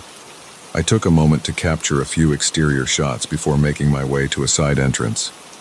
The door creaked open with surprising ease, as if welcoming me into its long-forgotten halls. The smell hit me first, a musty combination of damp concrete, rusted metal, and something else I couldn't quite place. I flicked on my flashlight, the beam cutting through the darkness to reveal a vast, open space filled with silent machinery. I moved slowly, carefully, my camera at the ready. Every step echoed in the cavernous room, the sound bouncing off walls adorned with peeling paint and graffiti. I lost myself in the photography, capturing the interplay of light and shadow, the textures of decay, the stories told in abandoned objects. I don't know how long I'd been exploring when I first heard it, a soft sound, barely audible over my own movements. I paused, holding my breath, straining to listen. There it was again, a faint shuffling like something being dragged across concrete. My first thought was that it must be an animal, a raccoon maybe, or a stray cat that had found its way inside. But as I stood there, the sound grew louder, more deliberate, more... This was no animal. I switched off my flashlight, plunging myself into darkness. My eyes struggled to adjust as I pressed myself against a wall, trying to pinpoint the source of the noise. It was coming from deeper within the factory, from a hallway I hadn't yet explored. Every instinct told me to leave, to get out while I still could. But curiosity, that damned human trait, got the better of me. I had to know what was making that sound. Moving as quietly as I could, I crept towards the hallway. The shuffling had stopped, replaced by an eerie silence that seemed to press in on me from all sides. I reached the entrance to the corridor and peered around the corner. My blood ran cold. There, at the far end of the hallway, was a figure, humanoid in shape, but wrong somehow. Its proportions were off, limbs too long and bent at unnatural angles.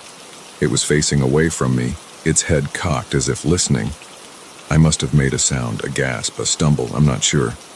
But suddenly it turned.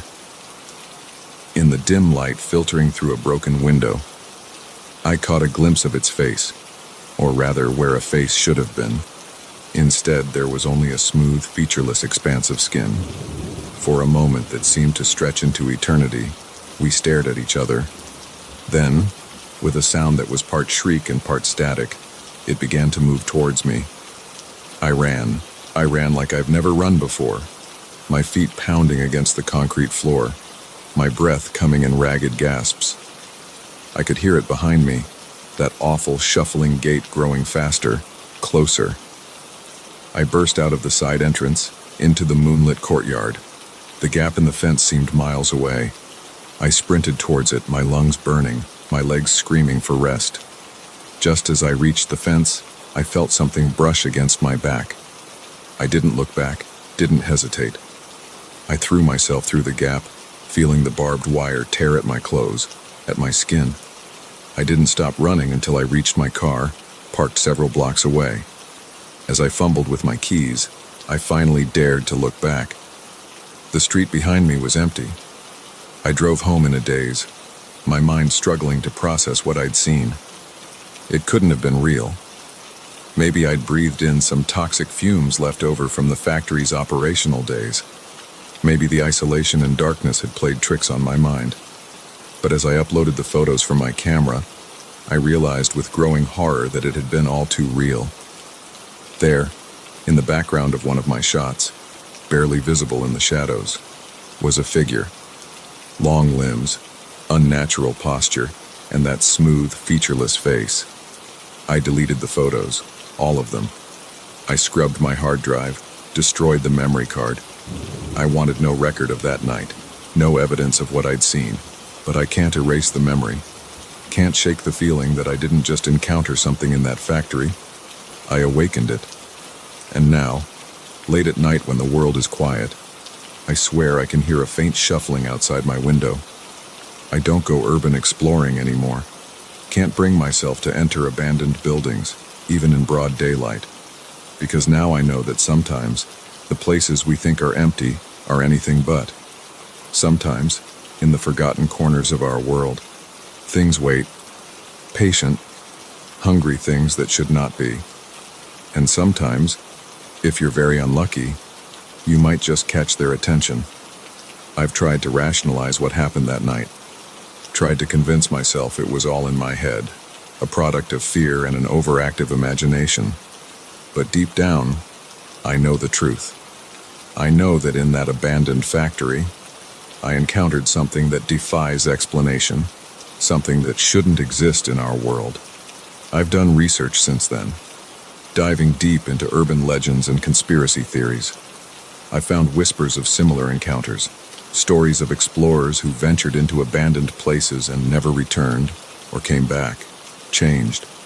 There are names for these entities: skinwalkers, wendigos, things that lurk in the spaces between what we know and what we fear. But names don't matter. What matters is that they're out there, waiting in the dark, empty places of our world. And once you've seen them, once you've caught their attention, you're never truly safe again. I've moved since that night, left the city entirely. I live in a small town now, surrounded by people and light. But even here, I can't escape the feeling that I'm being watched. That somewhere out there, that thing from the factory is looking for me, biding its time. So I keep my doors locked, my curtains drawn. I don't go out at night, and I never, ever explore abandoned buildings. Because I know now that sometimes, the most terrifying things aren't the ghosts of the past that linger in those forgotten places. Sometimes, it's the things that have always been there, waiting for someone foolish enough to disturb their slumber. If you're an urban explorer, if you're drawn to the allure of abandoned places, heed my warning. Never go alone. Always trust your instincts. And if you hear a shuffling in the darkness, if you catch a glimpse of something that shouldn't be there, run. Run, and don't look back. Because once they've seen you, once they know you're there, it might already be too late. As for me, I'll keep running, keep hiding. And I'll pray that one day the memory of that faceless figure will fade, that the sound of shuffling footsteps will no longer haunt my dreams. But deep down, I know the truth. Some things, once seen, can never be unseen, and some encounters change you forever, leaving you forever looking over your shoulder, forever wondering what lurks in the shadows of the world we thought we knew.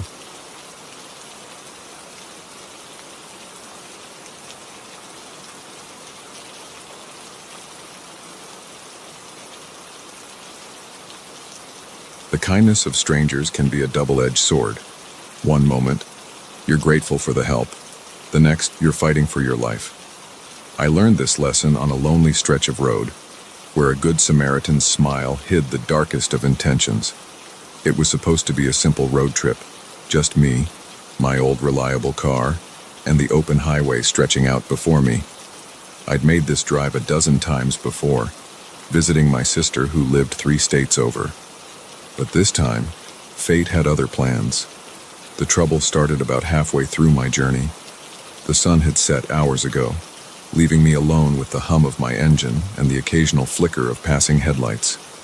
I was tired, but the coffee from my last rest stop was doing its job, keeping me alert enough to navigate the empty stretches of highway. That's when I heard it, a strange rattling sound coming from under the hood. I tried to ignore it at first, hoping it was just road debris or my imagination playing tricks on me. But as the minutes ticked by, the sound grew louder, more insistent. Then, without warning, my car began to sputter. The engine coughed and wheezed, and I felt the vehicle losing power. My heart sank as I realized what was happening. I managed to guide the car onto the shoulder just as it gave its final gasping shudder and died. I sat there for a moment, my hand still gripping the steering wheel, trying to process the situation.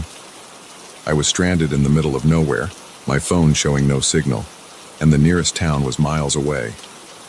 Just as panic began to set in, I saw headlights approaching in my rearview mirror. Relief washed over me as a pickup truck slowed and pulled up behind me. Maybe my luck was turning around after all. A man stepped out of the truck, his features obscured by the glare of his headlights. As he approached my window, I could make out more details. He was tall, probably in his late 40s, with a scruffy beard and a worn baseball cap. "Having some trouble?" he asked, his voice gruff but not unkind. I nodded, trying to keep the desperation out of my voice. "Yeah, my car just died on me. I don't suppose you know anything about engines." He chuckled. "As a matter of fact, I do.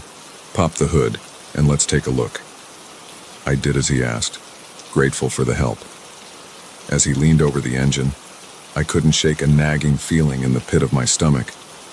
Something felt off, but I couldn't put my finger on what. "Looks like your alternator's shot," he said after a few minutes. "I can try to jump-start it, but you won't get far. There's a town about 20 miles up the road with a mechanic. I can give you a tow if you'd like." I hesitated. The offer was tempting, but the idea of getting into a stranger's truck in the middle of the night made me uneasy. As if sensing my reluctance, he gave me a reassuring smile. "Don't worry, I'm not some axe murderer," he joked. "Just a guy trying to help out. Name's Mike, by the way." Against my better judgment, I agreed. Mike seemed friendly enough, and I didn't have many other options. As he hitched my car to his truck, I gathered my purse and phone, sending up a silent prayer that I was making the right decision. The first few miles were uneventful. Mike kept up a steady stream of small talk, asking about my trip and commenting on the weather. But as we drove deeper into the night, I noticed something that made my blood run cold. We had passed a sign for the town he'd mentioned, but instead of turning off, Mike kept driving straight ahead. I think we missed the turn," I said, trying to keep my voice calm. Mike's grip on the steering wheel tightened. "Oh, did we? Must have been distracted. No worries, I know a shortcut." But we didn't turn around. We just kept driving, the miles stretching out before us, taking us further and further from civilization. The unease I'd felt earlier bloomed into full-blown fear.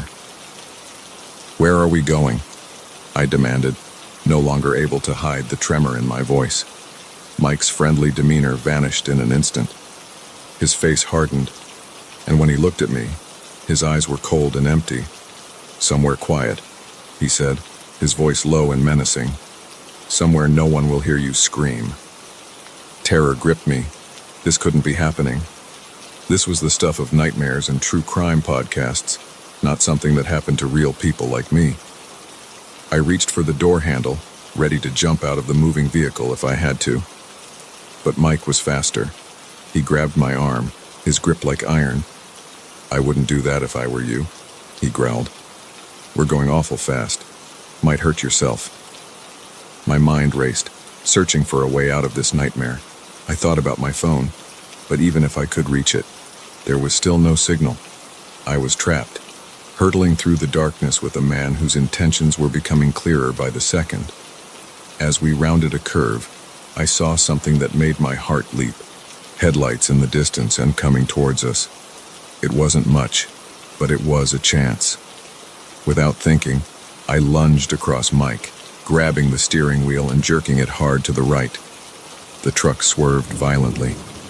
Mike cursed, trying to regain control, but it was too late. We careened off the road, the world outside the windshield becoming a dizzying blur of trees and sky. The impact was deafening. Metal crunched, glass shattered, and for a moment, everything went black. When I came to chow, the truck was on its side, smoke billowing from the crumpled hood. Mike was slumped over the steering wheel, unmoving. Pain radiated through my body, but adrenaline pushed it aside. I had to get out, had to get away. I fumbled with my seatbelt, my fingers clumsy and uncooperative. Finally, it released, and I half fell, half crawled out of the shattered passenger window. The cold night air hit me like a slap to the face, clearing some of the fog from my mind. I could hear voices in the distance, the other driver, coming to investigate the crash. But I couldn't wait for them. I didn't know if Mike was still alive, still a threat. I stumbled into the woods, branches whipping at my face, roots threatening to trip me with every step. I didn't know where I was going, only that I had to put as much distance between myself and that truck as possible. I don't know how long I ran. Time lost all meaning in the dark forest.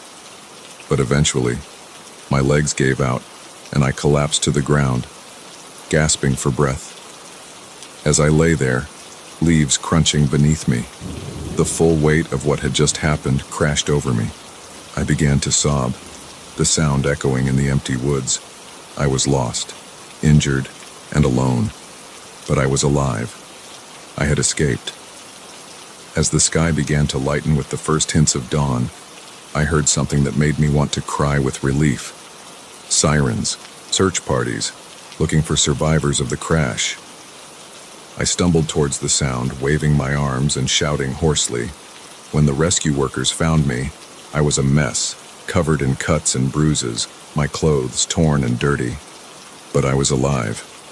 Mike, they told me later, hadn't been so lucky. He'd died on impact. In the days that followed, as I gave statements to the police and tried to process my trauma, I learned the full extent of Mike's crimes. He'd been responsible for a string of disappearances along that highway, all women traveling alone. I had been intended to be his next victim. Now, years later, I still can't drive long distances alone. The sight of a pickup truck on a dark road is enough to send me into a panic attack. But I'm here, I'm alive, and I'm telling my story. Because the truth is, the world can be a dangerous place. Kindness can be a mask for cruelty, and help can be a trap. But we're stronger than we know, capable of fighting back even in our darkest moments. So if you're ever stranded on a lonely road, and a stranger offers help, remember my story.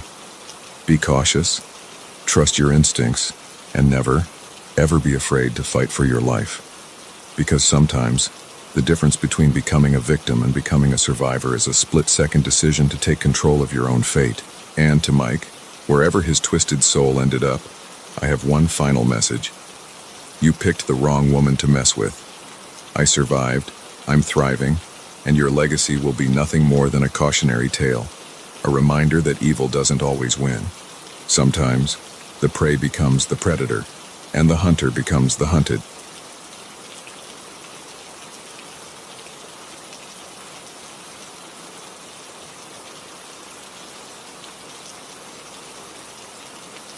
They say curiosity killed the cat, but they never mention what happens when the cat stumbles upon something it was never meant to find.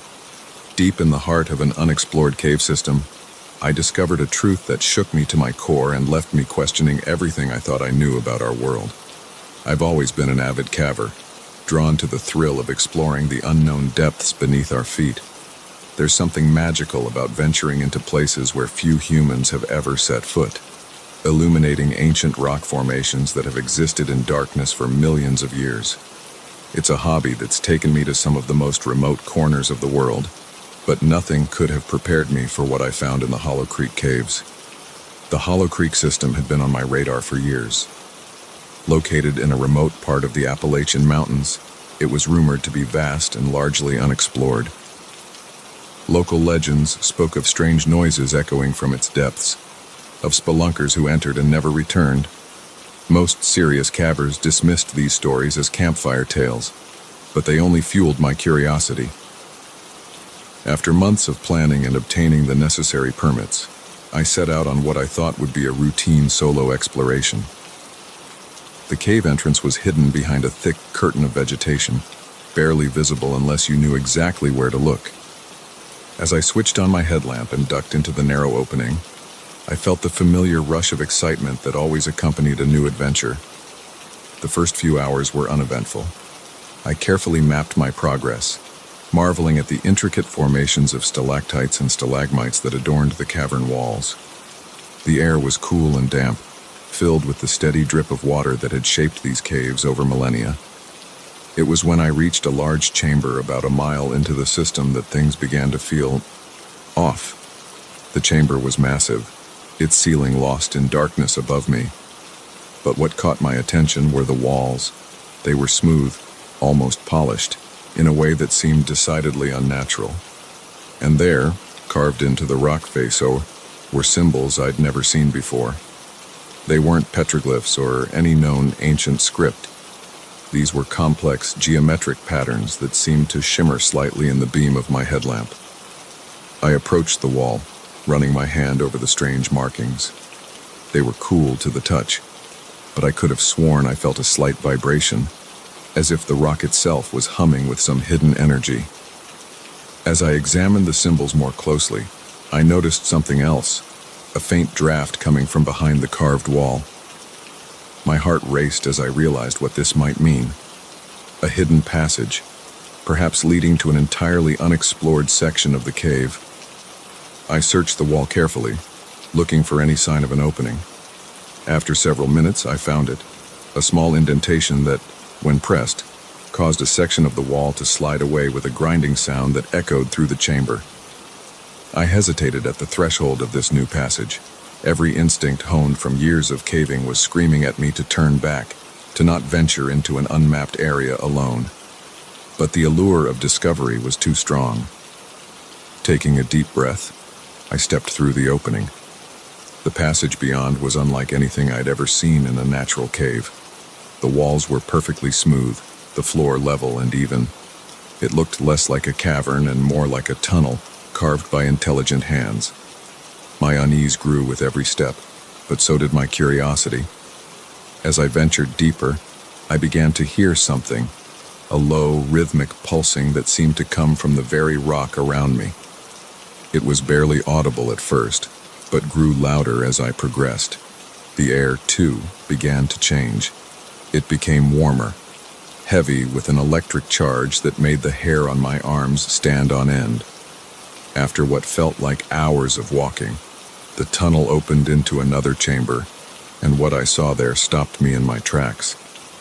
The room was vast, its walls covered in the same strange symbols I'd seen earlier. But it was what lay at the center that truly defied explanation. A pillar of swirling energy rose from the floor to the ceiling, pulsing with colors I'd never seen before, colors that shouldn't exist. Around it were arranged what looked like control panels, covered in more of those bizarre symbols. And there, hunched over one of the panels, was a figure. It wasn't human. It wasn't anything I'd ever seen before. Tall and slender, with limbs that bent at impossible angles, its skin seemed to shift and ripple like the surface of an oil slick. As I stood there, frozen in shock and disbelief, it turned.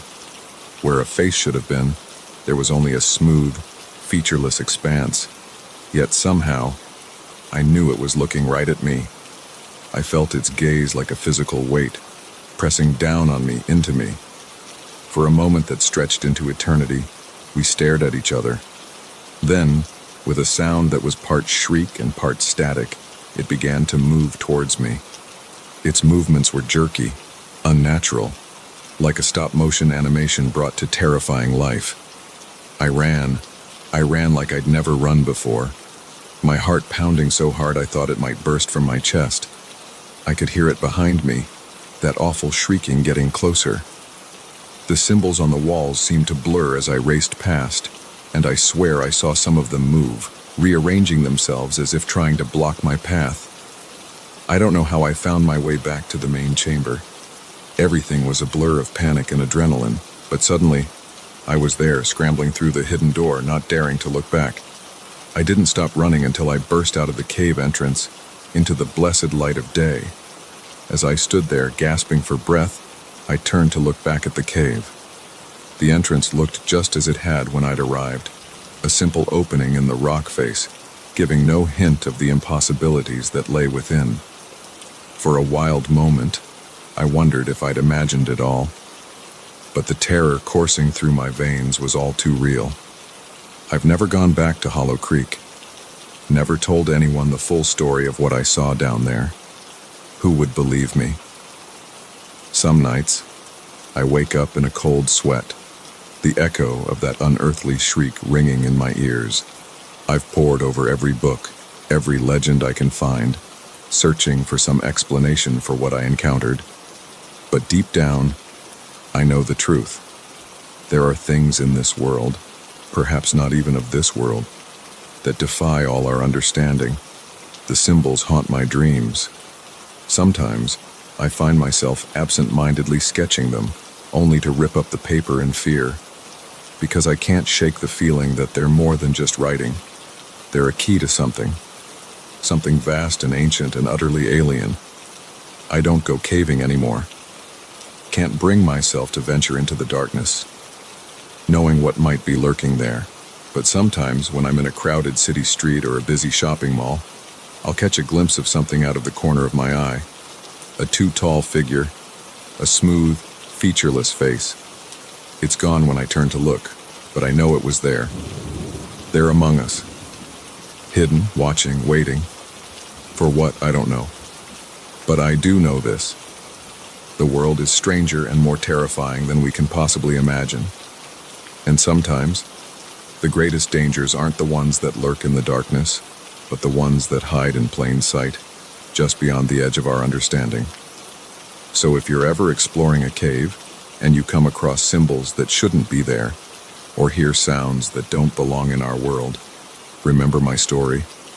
Turn back, run, and pray that you haven't already been noticed by whatever watches from the shadows. Because once you've seen behind the veil, there's no going back. The knowledge will haunt you, change you, and leave you forever wondering what other secrets lie hidden in the dark places of our world.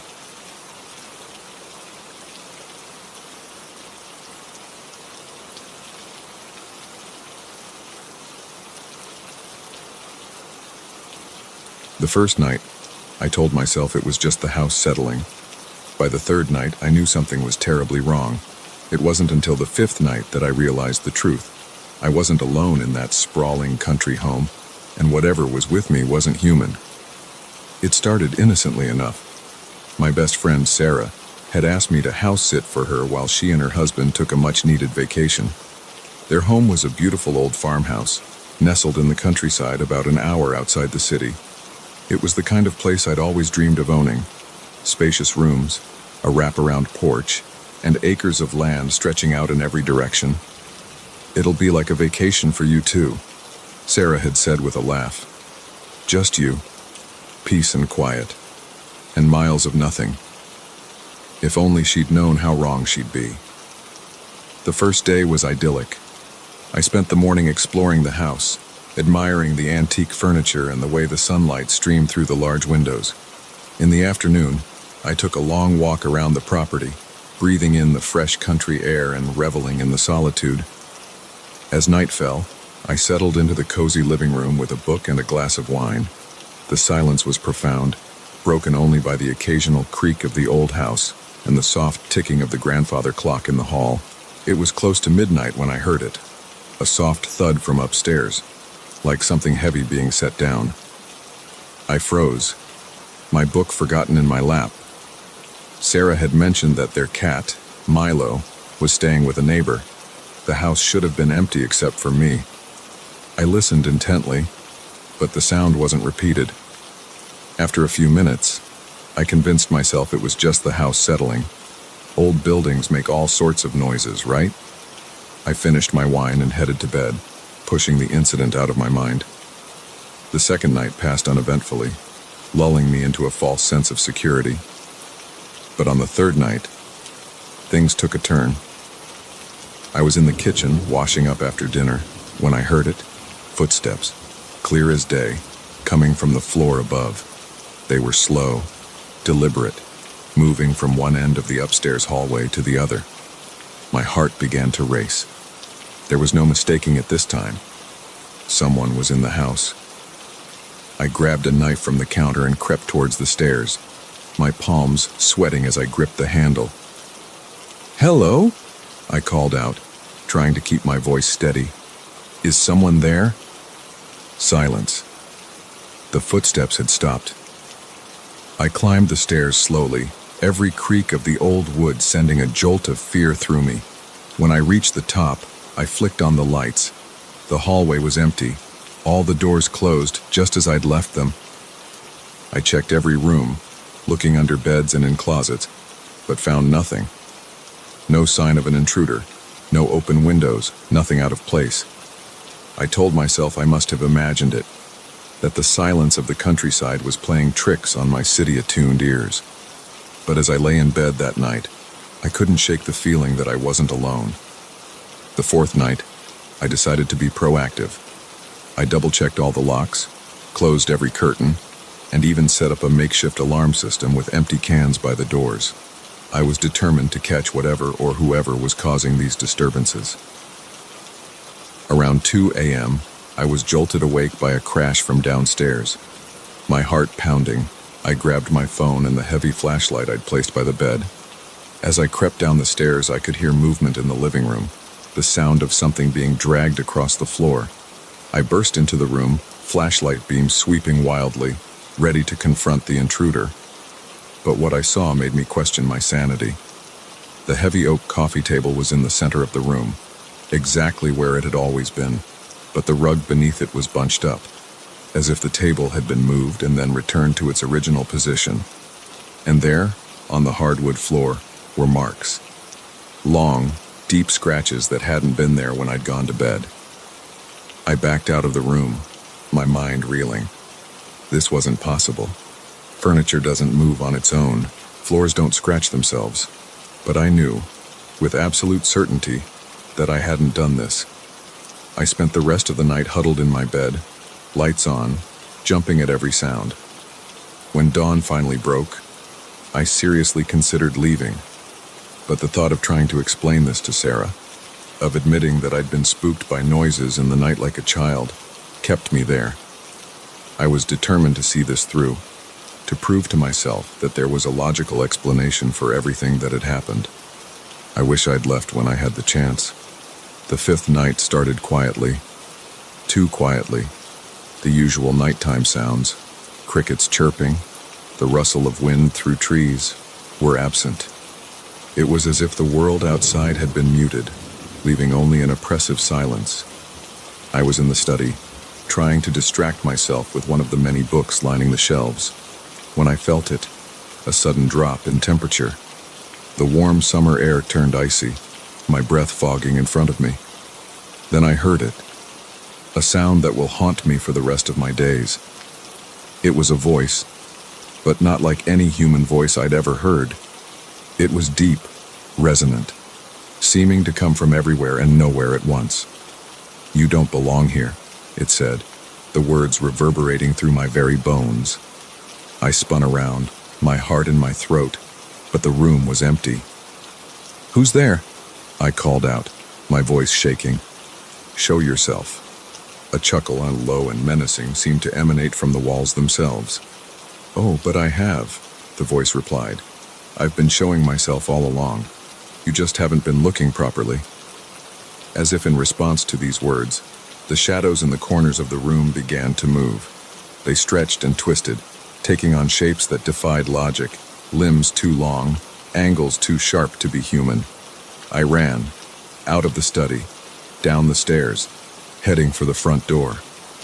But as I reached for the handle, I felt something cold wrap around my ankle. I looked down and screamed. A hand, dark as smoke and just as insubstantial, had emerged from the floorboards. As I watched in horror, an arm followed, then a shoulder. The thing pulling itself out of the floor was only vaguely humanoid, its form shifting and roiling like a storm cloud. Leaving so soon, the voice mocked, now seeming to come from the creature itself. But we've only just begun. I kicked free and yanked open the door, running out into the night. The cool grass under my bare feet, the fresh air on my face. For a moment, I thought I was safe. But then I turned back to look at the house. Every window was filled with writhing shadows, pressing against the glass as if trying to break free. And there, on the porch, stood a figure. Tall, unnaturally thin, with limbs that bent at impossible angles. Where its face should have been was only darkness, deeper than the night sky. It raised a hand, long fingers unfurling in a mocking wave. "Run all you like," the voice echoed in my head. "But remember, I was here first, and I'll be here long after you're gone." I didn't stop running until I reached the main road, my feet bloodied and my lungs burning. A passing motorist took pity on me, the wild-eyed woman in pajamas, and drove me to the nearest town. I never went back to that house. I called Sarah from a hotel room, babbling some excuse about a family emergency. She was understanding, concerned even, but I could hear the doubt in her voice. How could I explain what had happened? Who would believe me? It's been years now, but I still wake up some nights in a cold sweat, the echo of that unearthly voice ringing in my ears. I've moved to the city, surrounded myself with noise and light and people, but I can't shake the feeling that it's still out there, waiting. Sometimes, when I'm alone in my apartment, I'll catch a glimpse of something in the mirror, a shadow moving where it shouldn't, a figure just at the edge of my vision, and I'll remember the last words I heard as I fled into the night. "I'll be here long after you're gone." So if you ever find yourself alone in an old country house, and you hear noises you can't explain or see things that shouldn't be there, remember my story. Don't try to rationalize it. Don't try to be brave. Just run, and don't look back, because some things are better left undisturbed, and some houses are never truly empty.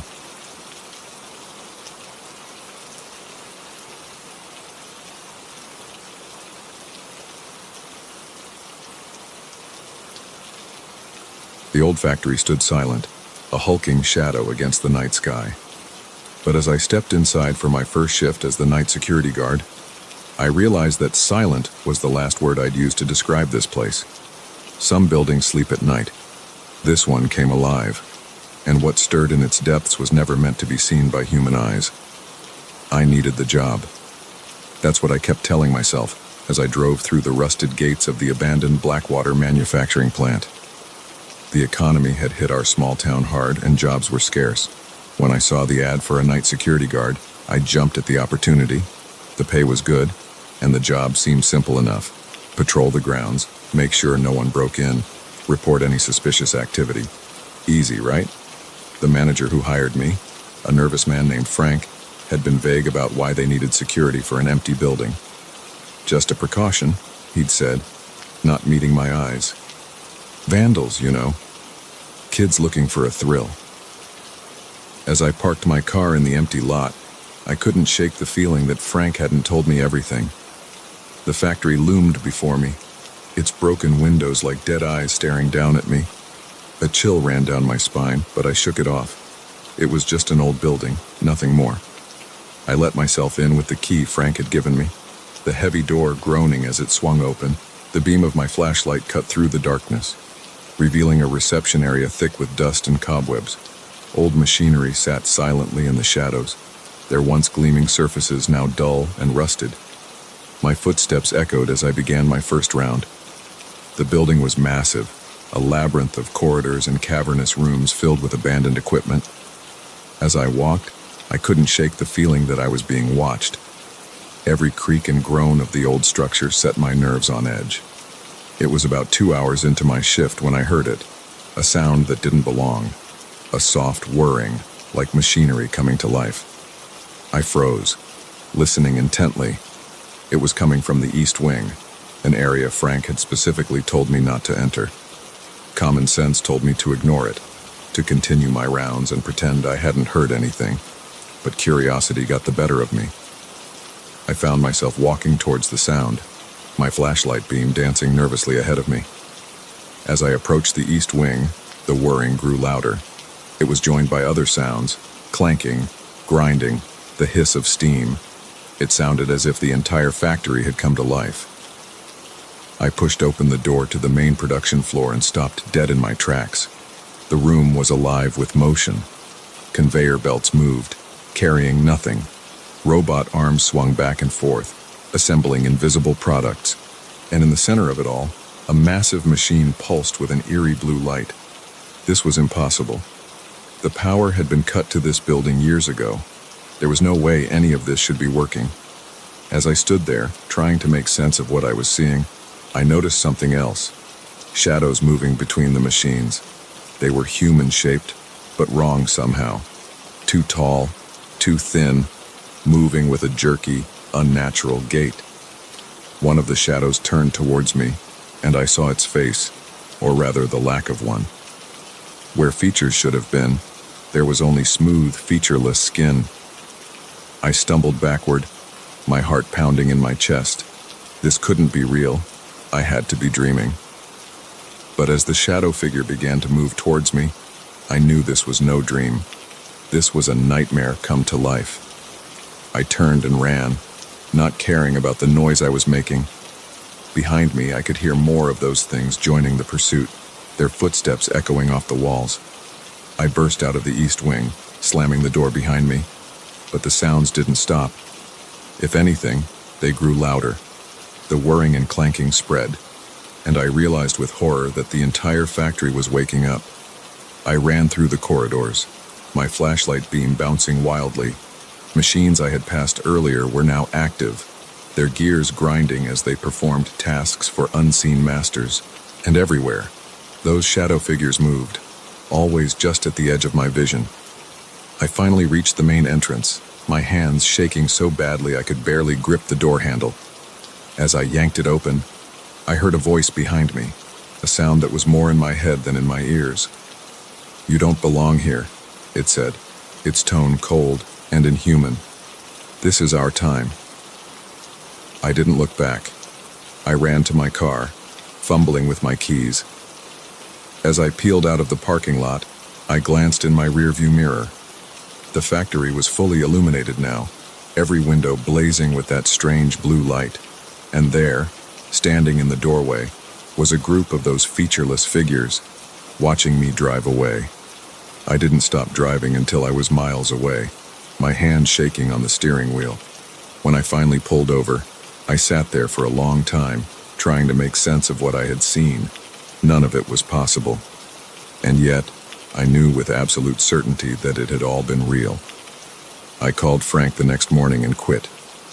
He didn't sound surprised. "Did you see them?" he asked, his voice barely above a whisper.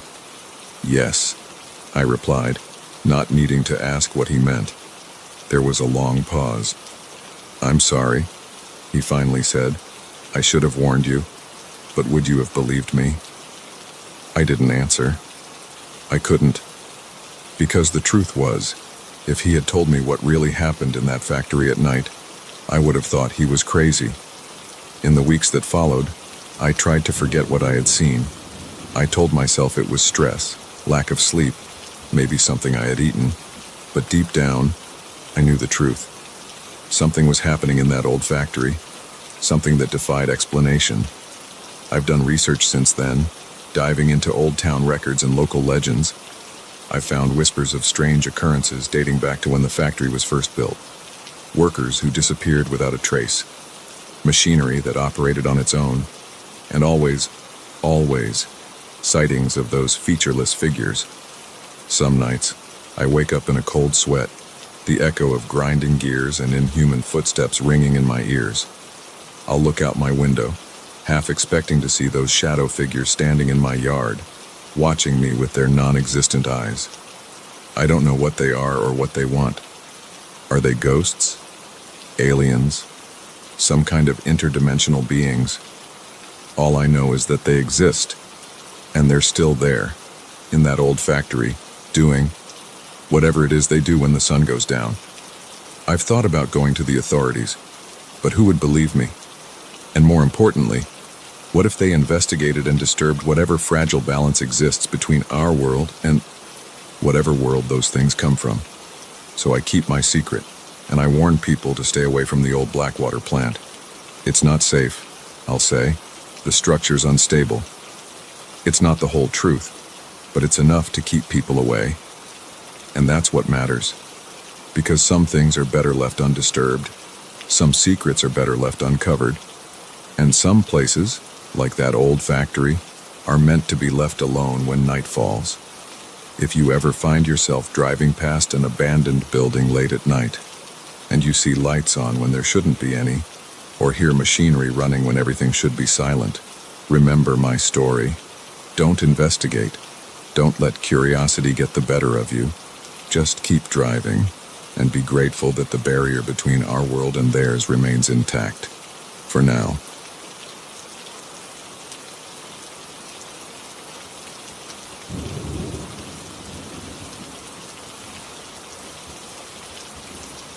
A single flat tire on a deserted back road. That's all it took for our world to turn upside down, for the line between reality and nightmare to blur beyond recognition. We thought we were just unlucky travelers. We had no idea we were about to become pawns in a game as old as the hills themselves. My wife, Sarah, and I were on our way back from a weekend getaway.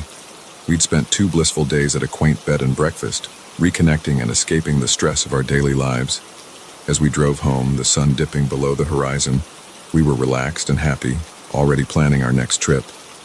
That's when we heard it, the telltale thump, thump, thump of a flat tire. I pulled over onto the narrow shoulder, the tall grass brushing against the side of our car. We were miles from the nearest town, on a winding back road we'd taken as a scenic route home. It's okay, I reassured Sarah as I got out to assess the damage. I'll have us back on the road in no time. But as I opened the trunk to get the spare, I realized with a sinking feeling that our luck had truly run out. The spare was flat too, the result of neglect and overconfidence. We were stranded. I pulled out my phone, hoping to call for help. But there was no signal. Of course. Why would anything go right at this point? We'll just have to wait for someone to drive by, I said, trying to sound more confident than I felt. Someone's bound to come along eventually. Sarah nodded, but I could see the worry in her eyes. The road was deserted, and the encroaching darkness made the surrounding woods seem ominous and forbidding. As we stood there, debating our options, I noticed something strange. Carved into the trunk of a nearby tree was a symbol, a crude circle with a line through it. I wouldn't have thought much of it, except I suddenly realized I'd seen the same symbol a few miles back, spray-painted on an old barn. "Hey, Sarah," I called out. "Come look at this." She walked over, her brow furrowing as she examined the carving. "Weird," she muttered. "Do you think it means something?" Before I could answer, we heard the sound of an approaching vehicle. Relief washed over me as I saw headlights appear around the bend. It was an old pickup truck, slowing down as it neared us. The driver, an older man with a weathered face and a worn baseball cap, rolled down his window. "You folks having some trouble?" he asked, his voice gruff but not unkind. I explained our situation, and he nodded sympathetically. "Tell you what," he said, "I've got a pump in the back. Let me see if I can get that spare inflated for you." As he worked on the tire, making small talk about the weather and the tricky nature of these back roads, I couldn't shake a growing sense of unease. Something about this whole situation felt off, but I couldn't put my finger on why. That's when I noticed it. Another of those strange symbols, this time painted on the side of the man's truck. It was partially obscured by mud, but unmistakably the same design. I was about to mention it to Sarah when I heard the sound of another vehicle approaching, and another, and another. Within minutes, we were surrounded by a half-dozen cars and trucks, all having appeared as if from nowhere. The drivers got out, forming a loose circle around us. They were a mixed group, men and women, young and old, but they all had the same blank expression, the same unsettling stillness. The old man straightened up from his work on the tire, a smile spreading across his face that didn't reach his eyes. "Well now," he said, his voice taking on a strange, sing-song quality. "Looks like we've got ourselves some visitors." Sarah grabbed my arm, her fingers digging into my skin. "John," she whispered, "we need to leave. Now." But there was nowhere to go. We were hemmed in on all sides, the circle of silent observers slowly closing in around us. "What's going on?" I demanded, trying to keep the fear out of my voice. "What do you want from us?" The old man chuckled, a sound devoid of any real mirth. "Want? Oh, we don't want anything from you. You're the ones who came to us, remember? You're the ones who saw the signs." "Signs?" Sarah asked, her voice trembling. "You mean those symbols?" A murmur ran through the crowd, and I saw several of them nod approvingly. "Smart girl," the old man said. "Yes, the symbols. Markers for those who know how to look. Invitations, you might say." "Invitations to what?" I asked, though a part of me didn't want to know the answer. The old man's smile widened, revealing teeth that seemed too sharp, too numerous. To the gathering, of course, to the harvest. As he spoke those words, the air around us seemed to change. The temperature dropped, and a mist began to rise from the ground, swirling around our feet. The people surrounding us started to chant, a low, rhythmic sound that seemed to vibrate in my bones. I looked at Sarah, saw the terror in her eyes that must have mirrored my own. This couldn't be happening. This had to be some kind of sick joke or a hallucination. But the chill in the air, the growing pressure in my head, it all felt terrifyingly real. "Please," I said, hating the pleading tone in my voice. "We don't want any trouble. Just let us go and we'll forget this ever happened." The old man laughed, and this time, the others joined in. It was a horrible sound, more akin to the cawing of crows than human laughter. "Oh, my boy," he said, shaking his head as if I'd said something terribly naive. "And it's far too late for that. You've been chosen. The old ones are hungry, and you've wandered right into their feeding grounds." As he spoke, I began to notice changes in the people around us. Their features seemed to blur and shift, becoming less human with each passing second. Limbs elongated, fingers stretching into claws, and their faces, God, their faces began to melt away, leaving smooth, blank expanses of skin. Sarah screamed, the sound piercing through the chanting. I grabbed her hand and made a desperate lunge for the gap between two of the creatures, hoping against hope that we could break through their circle. For a moment, I thought we'd made it. We burst through the line, our feet pounding against the asphalt as we ran blindly into the night. But then I heard it, the sound of pursuit. Not the heavy footfalls I expected, but a sort of slithering, squelching noise that turned my stomach. We ran until our lungs burned, until the taste of blood filled my mouth. But no matter how fast we went, the sounds behind us never faded. If anything, they grew closer. Just as I thought we couldn't go on, I saw lights ahead, a gas station, its fluorescent glow a beacon of hope in the darkness. We stumbled towards it, gasping for breath. As we burst into the harsh light of the parking lot, I risked a glance behind us. What I saw nearly stopped my heart. The road behind us was empty, no pursuers, no monstrous creatures, just an empty stretch of asphalt disappearing into the darkness. The attendant looked up as we crashed through the door, his eyes widening at our disheveled appearance. "You folks okay?" he asked, already reaching for the phone. I opened my mouth to explain, to pour out the insane story of what had just happened. But as I met Sarah's eyes, I saw the same realization dawning there that I felt. Who would believe us? We'd sound crazy, possibly drunk or high. "Flat tire," Sarah managed to gasp out. "Had to run to find help." The attendant nodded sympathetically, buying our story without question. As he called a tow truck for us, I sank into a chair, my mind reeling. What had we just experienced? Was it real, or some shared delusion brought on by stress and the isolation of that dark road? But as I sat there, I felt something in my pocket, something that hadn't been there before. With trembling fingers, I pulled it out. It was a small wooden disc, and carved into its surface was that same symbol, a circle with a line through it. I quickly shoved it back into my pocket, my blood running cold, because I knew then that it had all been real, and I knew that somewhere out there, in the darkness beyond the lights of civilization, they were waiting for the next unwary travelers to see their signs, to stumble into their trap. We never drove down back roads again after that night. We stuck to well-lit highways, always making sure our spare tire was in good condition. But sometimes, on dark nights when the wind whispers through the trees, I find myself looking out the window, half expecting to see those blank faces staring back at me. And I wonder, how many others have seen those symbols? How many have been invited to the harvest?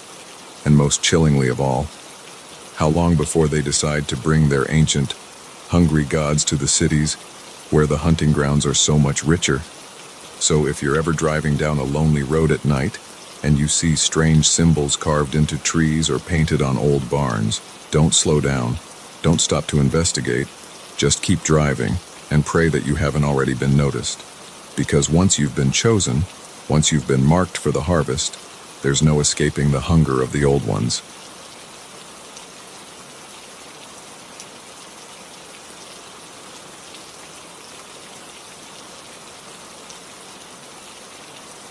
The wilderness was supposed to clear my mind, not fill it with terror.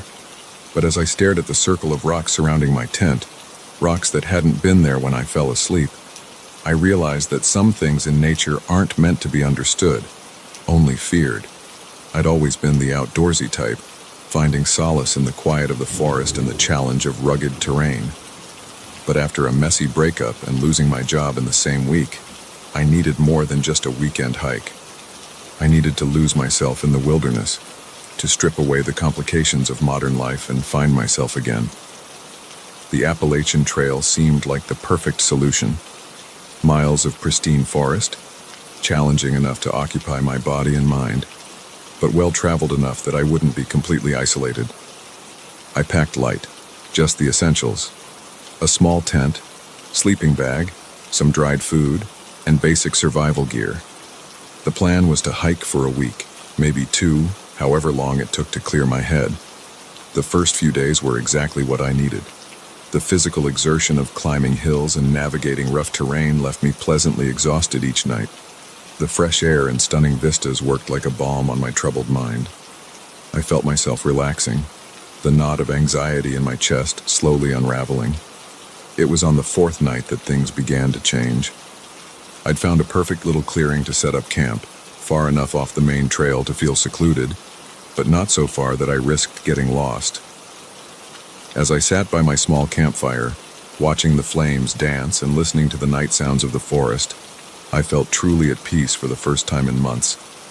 I must have dozed off there by the fire because the next thing I knew, I was waking up to complete darkness. The fire had burned down to embers, and the night had grown cold. But that wasn't what had woken me. There was a sound, just at the edge of hearing, a soft whispering that seemed to come from everywhere and nowhere at once. I sat up, instantly alert, my eyes straining to pierce the darkness. The whispering continued, rising and falling like waves on a shore. I couldn't make out words, but there was a rhythm to it, almost like chanting. "Hello?" I called out, my voice sounding thin and scared in the vast silence of the forest. "Is someone there?" The whispering stopped abruptly. The silence that followed was so profound, it felt like a physical presence, pressing in on me from all sides. I fumbled for my flashlight, my hands shaking as I clicked it on. The beam cut through the darkness, illuminating the trees around my campsite.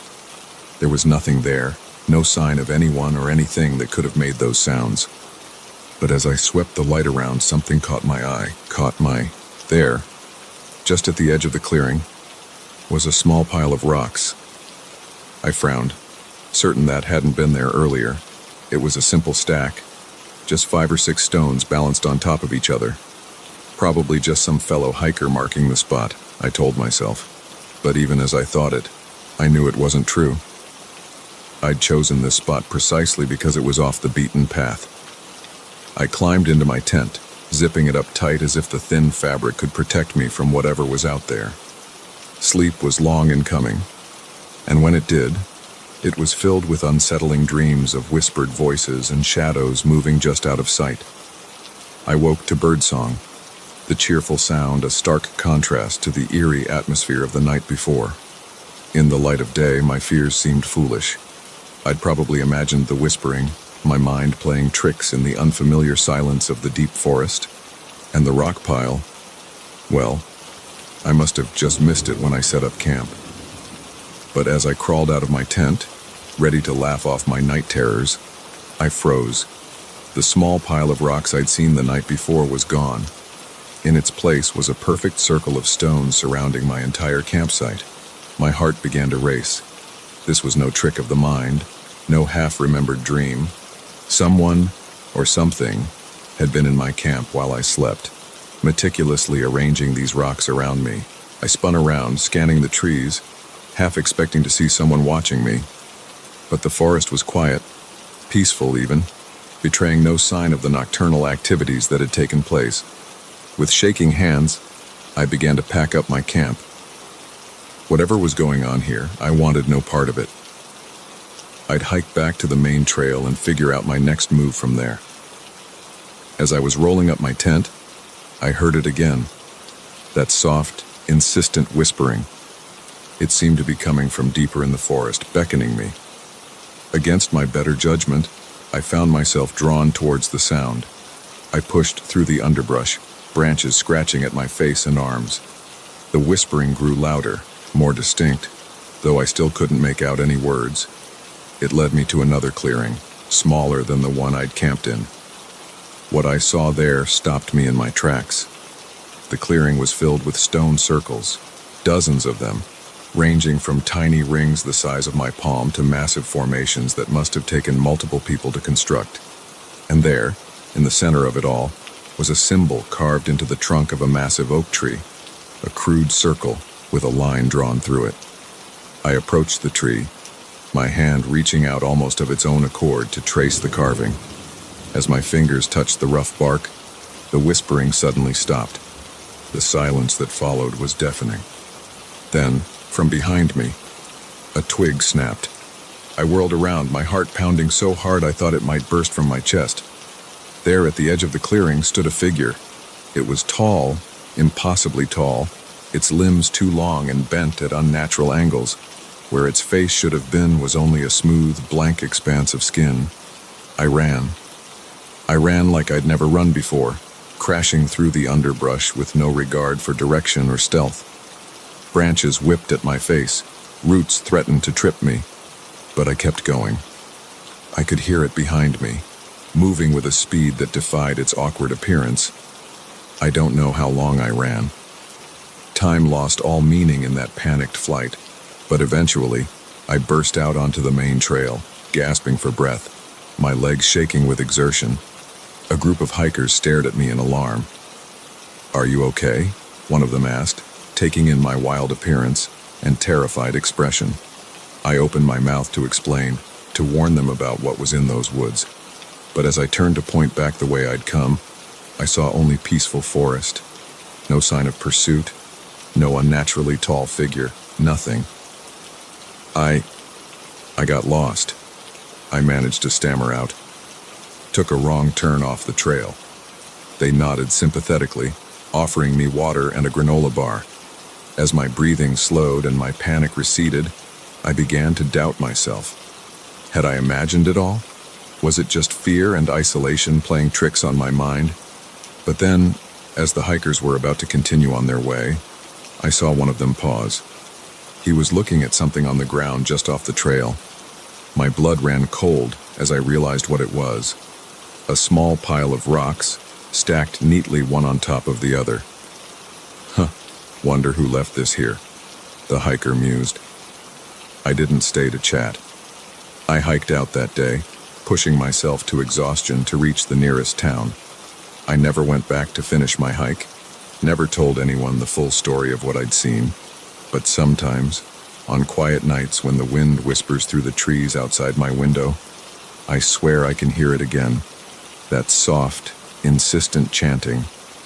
And I know that out there, deep in the woods where few people venture, something is waiting. Something that builds circles of stone and carves ancient symbols into trees. Something that watches and whispers and lures unsuspecting hikers off the beaten path.